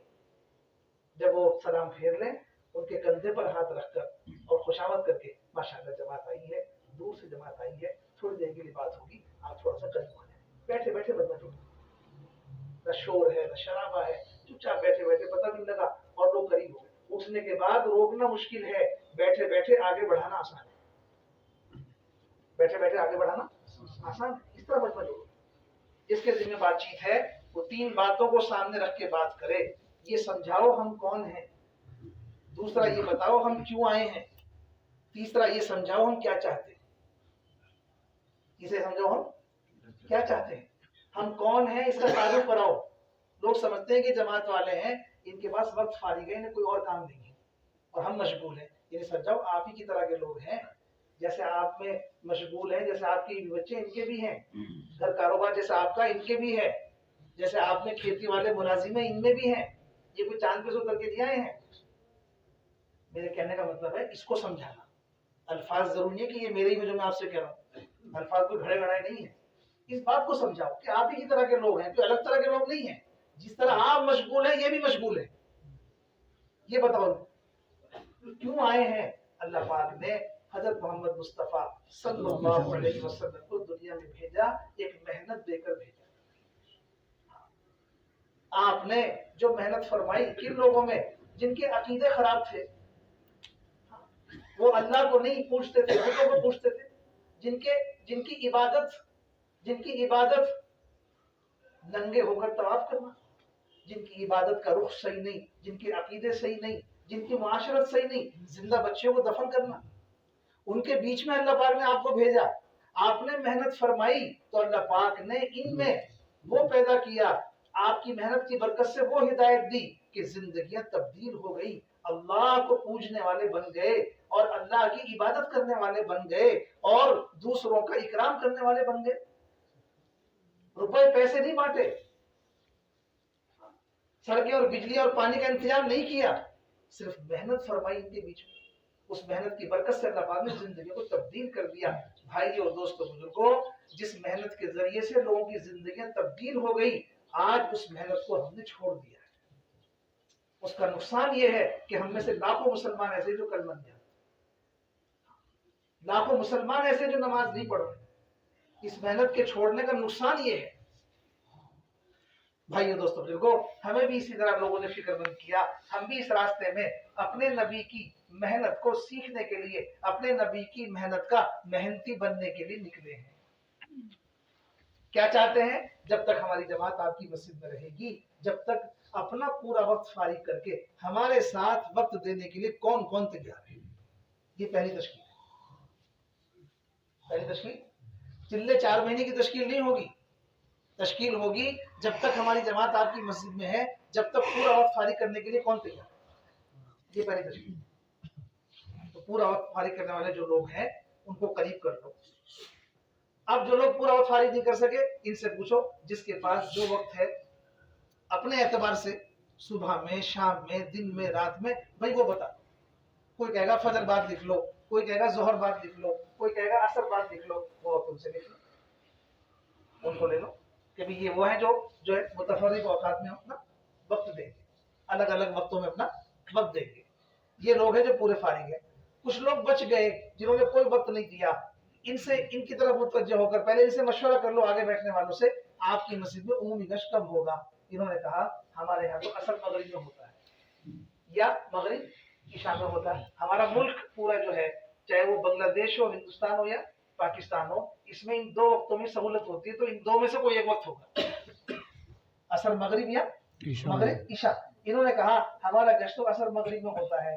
ان کی طرف متوجہ ہو کر کے کہو جنہوں نے کوئی وقت نہیں دیا، بہتر تو یہ تھا کہ آپ بھی کوئی نہ کوئی وقت فارغ کر لیتے. نہیں کر سکے کوئی بات نہیں. آخری درجے کی بات ہے، ہماری جماعت عصر سے لے کے مغرب تک اس مسجد میں گشت کرے گی. آپ کے محلے میں ہماری جماعت اتنی دور سے سفر کر کے آئی ہے. درخواست آپ سے یہ ہے کہ کم سے کم گشت میں ہمارا ساتھ دیں. گشت میں ہمارا، اس میں نام نہیں لکھنے، خالی نیت کرانی ہے. اگر انہوں نے گردن ہلا دی تو 100% تشکیل ہو گئی ہماری. کچھ نے پورا وقت دیا، کچھ نے اپنی سہولت کے اعتبار سے دے دیا، اور کچھ نے گشت میں آنے کی نیت کر لی. یہ بھی تشکیل ہے. کر لو گے؟ یہ ہماری تعلق بات. جو آگے آئے ان کو آگے بلا کر کے اب تھوڑا سا مشورہ کر لو، احوال لے لو. احوال لو معاون بن کر، احوال لو معاون بن کر. اگر کسی کے دل میں یہ خیال آ گیا کہ یہ میری مسجد نہیں، میرا علاقہ نہیں، تو امتی ہونے کی صفت نہیں ہے. امتی ہونے کی، ہاں، یوں دیکھ رہے ہو نگاہ سے کہ یہ کمی تو ان کی ہے، ہماری نہیں. یہ کمی تو اللہ کا شکر ہے ہماری مسجد میں بہت کام ہے. یہ تو آپ کی مسجد بہت ہی کمزور کام ہے. اس کا مطلب یہ مسجد ان کی ہے، آپ کی نہیں ہے. اپنی مسجد سمجھ کے محنت کرو. ہمارا کوئی علاقہ نہیں ہے. حضرت فرماتے ہیں علاقے کتوں کے ہوتے ہیں، ایک کو دوسرے میں گھسنے نہیں دیتے، ایک کو دوسرے میں گھسنے نہیں دیتے. اس علاقے کا کتا میرے علاقے میں نہیں آ سکتا. بھونک کے سارے کتے باہر کر دیتے ہیں اسے. حضرت نے فرمایا علاقے کتوں کے ہوتے ہیں، ہمارے نہیں۔ خندق میں زمین تقسیم کی تھی، جب ایک فارغ ہو گئے تو ساری جماعت دوسری میں اکٹھی ہو گئی، ساری جماعت دوسری اکٹھی ہو گئی۔ میں امتی ہوں، ساری دنیا میں ذمہ دار ہوں، ساری دنیا مل کر، سارے امت مل کر ایک امتی کی ذمہ دار، ایک امتی ساری امت کا ذمہ دار۔ اس امت کا ایک فرد بھی امت ہے، اس امت کا مجموعہ بھی امت ہے۔ کوئی یہ نہ سمجھے کہ یہ آپ کا علاقہ، یہ آپ کی مسجد، یہ کمی آپ کی ہے، نہیں، یہ کمی میرے ہوتے ہوئے ہے، آپ کی نہیں ہے۔ میں کس لیے ہوں؟ میرے ہوتے ہوئے کمی ہے۔ میری ذمہ داری اس اعتبار سے ہے کہ میں امتی ہوں۔ اگر آپ کی مسجد میں کمی ہے، اس کی تہمت میرے اوپر ہے، آپ کے اوپر نہیں ہے۔ میرے ہوتے ہوئے کمی ہے۔ آپ تو کام پہ گئے تھے دن میں، آپ کے بچے نے پڑوسی کا شیشہ توڑا، شام کو گھر آئے تو بیوی نے کہا آپ کے ہوتے ہوئے بچے بگڑ رہے ہیں، آپ نے شیشہ توڑا تھا۔ بیوی یہ بات کیوں کہہ رہی ہے؟ کیونکہ آپ ذمہ دار ہو۔ اور وہ صدیق رضی اللہ عنہ فرمایا کہ میرے ہوتے ہوئے دین میں کمی آئے، میں زندہ رہوں، یہ نہیں کہا تمہارے ہوتے ہوئے کمی آئے، میرے ہوتے ہوئے دین میں کمی آئے، میں زندہ رہوں اور دین میں کمی آئے۔ اس نیت سے ہر مسجد میں کام کرو کہ یہ میری مسجد ہے، یہ مسجد میری ہے۔ احوال لو معاون بن کر۔ کتنے گھر ہیں آپ کی مسجد کے ماحول میں؟ اجی 100 ہیں۔ کتنے بالغ مرد ہیں؟ کہ 300 ہیں۔ فجر میں کتنے آ رہے ہیں؟ کہ 50 آ رہے ہیں۔ 250 آدمی نہیں آ رہے۔ ہماری جماعت آپ کی مسجد میں رہے گی۔ جب تک ہماری جماعت آپ کی مسجد میں رہنا چاہتی ہے، جب تک ایک ایک بالغ مرد سے ہماری ملاقات نہ ہو، ہم ایک ایک بالغ مرد سے ملاقات کر کے جو مسجد میں نہیں آ رہے ان کو مسجد میں لانے کی محنت کریں گے۔ یہ تقاضا بن گیا، بن گیا تقاضا۔ مقامی لوگوں کو سمجھاؤ، مقامی لوگوں کو سمجھاؤ کہ یہ مت سمجھو کہ آپ 50 آدمی نماز پڑھ رہے ہو اور 250 نہیں پڑھ رہے تو اب آپ کچھ نہیں ہوگا۔ اپنی نماز میں سے وقت نکالو ان پر محنت کے لیے۔ جتنے نمازی تھے، جتنے تسبیح پڑھنے والے تھے، جتنے تہجد پڑھنے والے تھے، وہ جہاز کے اوپر کے حصے بیٹھے ہوئے۔ کہاں بیٹھے ہوئے؟ جتنے محلے کے خراب لوگ تھے، جتنے بے نمازی، جتنے جواری، جتنے شرابی، جتنے جیب کترے، وہ جہاز میں نیچے بیٹھے ہوئے۔ اوپر والوں سے کہا جتنے نمازی تھے، جتنے تہجد گزار تھے، جتنے ذکر کرنے والے تھے، تھوڑا سا وقت نکال کے انہیں سمجھا لو۔ وہ کہہ رہے نہیں، الحمدللہ ہم تو نماز پڑھ رہے ہیں، ہماری تو تہجد بھی چل رہی ہے، ہم تو ذکر بھی کر رہے ہیں۔ نہیں بھائی، انہیں بھی سمجھا لو۔ یہ جو نیچے بیٹھے ہوئے لوگ کیا کر رہے ہیں؟ یہ کہ سوراخ کر رہے ہیں جہاز میں نیچے۔ کوئی کیل ٹھوک رہا ہے، کوئی ڈرل مشین لے کے سوراخ کر رہا ہے، کوئی سے ہتھوڑا لے کے جہاز میں مار رہا ہے۔ اوپر جا کے کہہ رہے ہیں بار بار کہ انہیں سمجھا لو کہ نہیں ہمارے پاس ٹائم نہیں ہے، ہمیں تو تہجد پڑھ رہے ہیں، ہم تسبیح پڑھ رہے ہیں اپنی۔ اللہ کا شکر ہے ہم تو 5 وقت کی نماز پڑھتے ہیں۔ تھوڑی دیر میں جہاز جب ڈوبے گا تو تہجد پڑھتے پڑھتے ڈوبو گے ان کے ساتھ، آپ اپنی تسبیح پڑھتے ڈوبو گے ان کے ساتھ، آپ اپنی عبادت کرتے ہوئے ان کے ساتھ ڈوبو گے۔ آپ یہ مت سمجھو کہ 50 آدمی نماز پڑھ رہے ہیں، 250 نہیں پڑھ رہے، ان پر پکڑ آ گئی تو بچو گے، آپ کی بھی، آپ کی نہیں۔ یہ سمجھانے کی کوشش کرو، ایک ایک خوشامد کر کے مسجد کے ماحول میں لانا۔ یہ کسی جماعت کا کام نہیں ہے، یہ امتی کا کام ہے۔ اسے جماعت کا کام مت سمجھو اور یہ کہہ کر کے فارغ مت ہو جاؤ، راہ فرار اختیار مت کرو کہ یہ آپ کا کام ہے ہمارا نہیں۔ پیار محبت سے سمجھانے کی کوشش کرو، احساس دلانے کی فکر کوشش کرو مسجد کی جماعت کو کہ آپ ہمیں لے کے جاؤ، ہم ایک ایک بالغ مرد سے ملاقات کریں گے اور مسجد میں لانے کی محنت کریں گے۔ ایک تقاضا بن گیا۔ 4 مہینے والے کتنے ہیں؟ 20 ہیں۔ چلے والے 50، 70 میں سے مشورے میں کتنے بیٹھتے ہیں؟ 5 آدمی، 10 آدمی۔ جب تک ہماری جماعت آپ کی مسجد میں ہے، ہم ایک 4 مہینے والے سے ملاقات کریں گے، چلے والے سے ملاقات کریں گے، ان کا اکرام کریں گے، ان کی خوشامد کریں گے، ان کا وقت وصول کریں گے، ان کا سالانہ وقت وصول کریں گے، انہیں مسجد کے عمل میں جوڑیں گے۔ یہ ہمارا کام، وقت لگانے والوں کو عمل میں جوڑنا۔ جو لوگ مسلمان ہو کر مسجد میں نہیں آ رہے ان کو مسجد کے عمل میں جوڑنا، مسجد میں لانا، یہ ہماری جماعت کا کام۔ تقاضے بناؤ ظہر کی نماز میں ان کے ساتھ بیٹھ کر اور فکر دلا کر، احوال لے کر۔ جماعت کام کر کے بستی سے گزر گئی، اسے یہ پتہ نہیں ہے کہ بستی میں مسلمانوں میں کتنے گھر ہیں۔ ایک ہفتہ لگا کے جماعت چلی گئی، یہ معلوم نہیں ہے کہ کتنے گھر ہیں، یہ معلوم نہیں ہے کتنے بالغ مرد ہیں۔ اسی طرح سے جتنے بچے ہیں وہ مکتب سے جڑیں، जितने घर में औरतें हैं उनके घरों में तालीम शुरू कराना, तालीम की फिक्र दिलाना, मस्जिद की जमात के मशवरे में बैठ करके उन्हें फिक्र दिलाना, एक एक घर में तालीम की तरगीब देके तालीम शुरू कराना। दीन जब तक पूरा का पूरा माहौल नहीं बनेगा, जब तक बच्चों में, औरतों में और मर्दों में जब दीन की मेहनत ना हो। तीनों से मिलकर उम्मत बनी है। अगर आप सब 100% लग भी गए और घर में औरतें ना लगी तो कोई माहौल नहीं बनेगा। इसलिए ये काम आपका है कि जोहर की नमाज के बाद तकाजे बनाना। भाइयों दोस्तों, देखो इस तरह से असर की नमाज के बाद गश्त है, सारी जमात मिलकर गश्त करेगी। कोई उज़र ना हो तो 10 आदमी की जमात बाहर जाएगी, रहबर मुतकल्लिम अमीर होगा, बाकी साथी उसके साथ होंगे। तिलका अशरतुल कामिला, यूं फरमाया करते थे मियां जी मेहराब साहब रहमतुल्लाह अलैह कि 10 आदमियों की जमात मुकम्मल होती है, ये जमात गश्त करे। उज़र है तो कम आदमी कर लो, उज़र है 4 भी कर लो, उज़र है 5 कर लो, उज़र है 6 कर लो, कोई उज़र नहीं है तो जमात मुकम्मल करो। एक जमात नहीं, बस्ती के अंदर चारों तरफ जितने मकान हैं, गलियों के एतबार से, मकानों के एतबार से तकसीम करके जमात बना दो। 1 2 4 जितनी बन जाए, सब जमातों को रवाना करना है। मस्जिद के अंदर दरमियानी वक्त में बातचीत होगी, एक साथी बात करेगा, एक दो साथी इस्तकबाल में होंगे, एक दो साथी अपना दुआ जिक्र में रहेंगे। इस तरह की गश्त, इतनी देर पहले मस्जिद में आ जाओ कि तकबीर उला के साथ नमाज में। नमाज के बाद कोई साथी कुर्बानी की बात करे, सहाबा की कुर्बानियों के वाकयात बताकर समझाओ। अपने कारनामे नहीं सुनाने, सहाबा की कारगुजारियां सुनाओ। और नगद तश्कील करो, बताओ नगद कौन तैयार है। इस तरह भाई दोस्तों को उमूमी गश्त के जरिए से सुबह से जो मेहनत होती चली आ रही है, इसमें नगद जमात बनाने की, नगद तश्कीलें करने की आदत डालो, ताकि आज की जमात आज रवाना हो जाए। भाई दोस्तों, जो सर्दी के दिन है, रातें लंबी होती हैं, दिन छोटे होते हैं, तो रात में तफसीली वक्त है। ईशा की नमाज के बाद भी ऐसा वक्त होता है, लोग मिल जाते हैं, तो खूब उसमें जम के मेहनत करने की आदत डालो। रात लंबी है, वक्त है।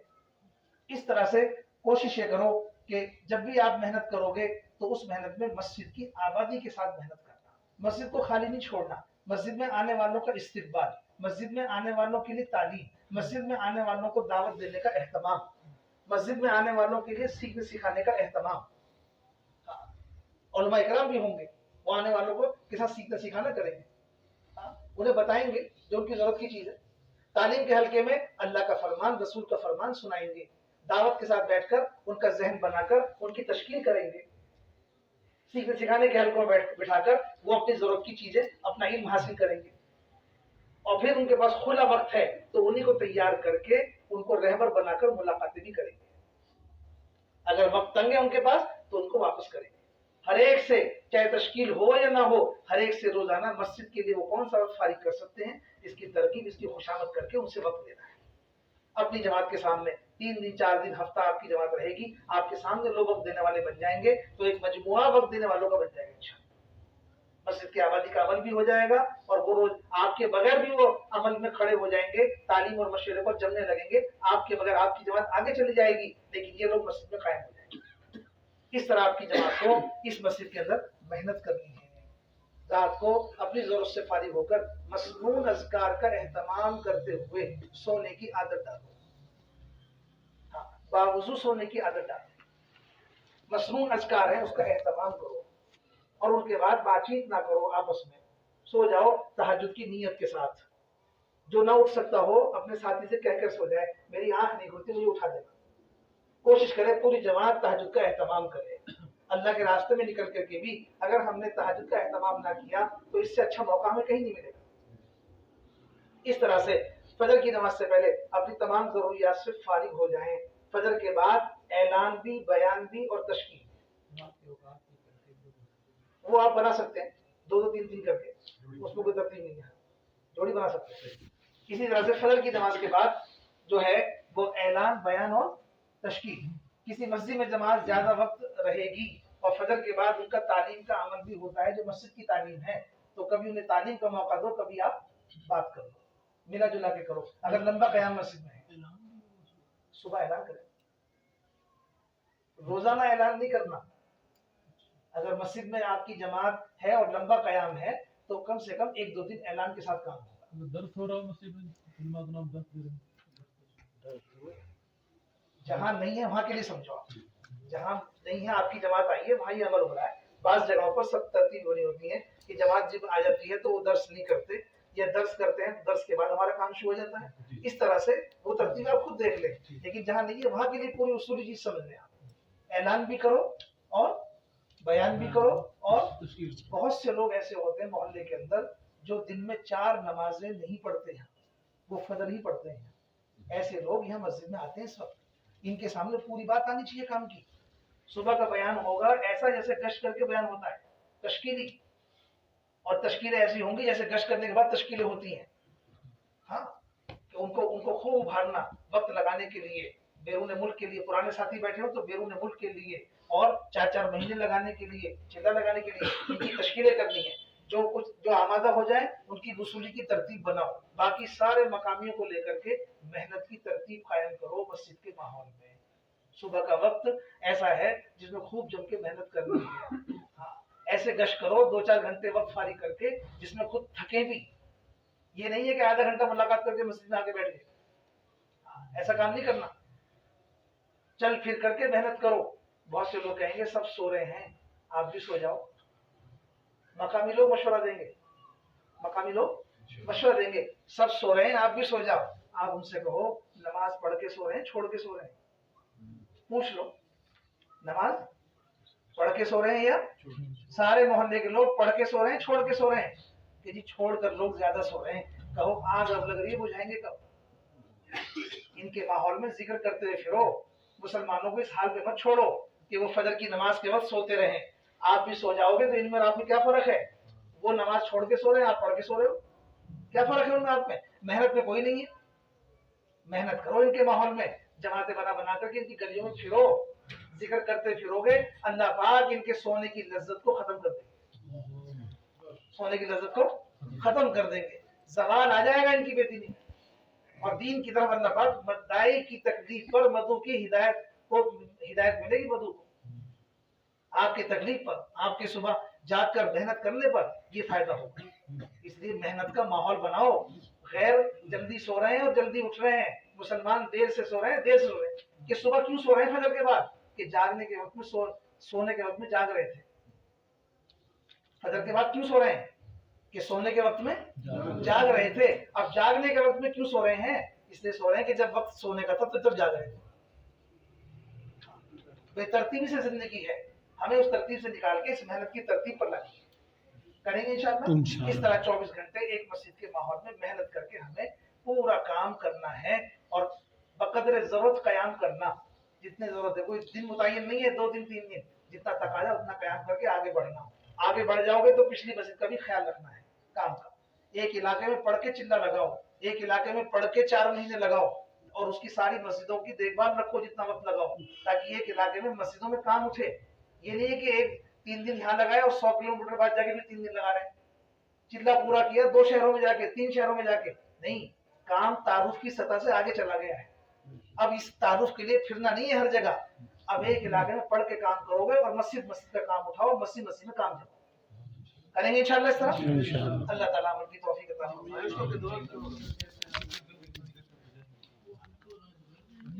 مسجد میں ہلکا لگے گا.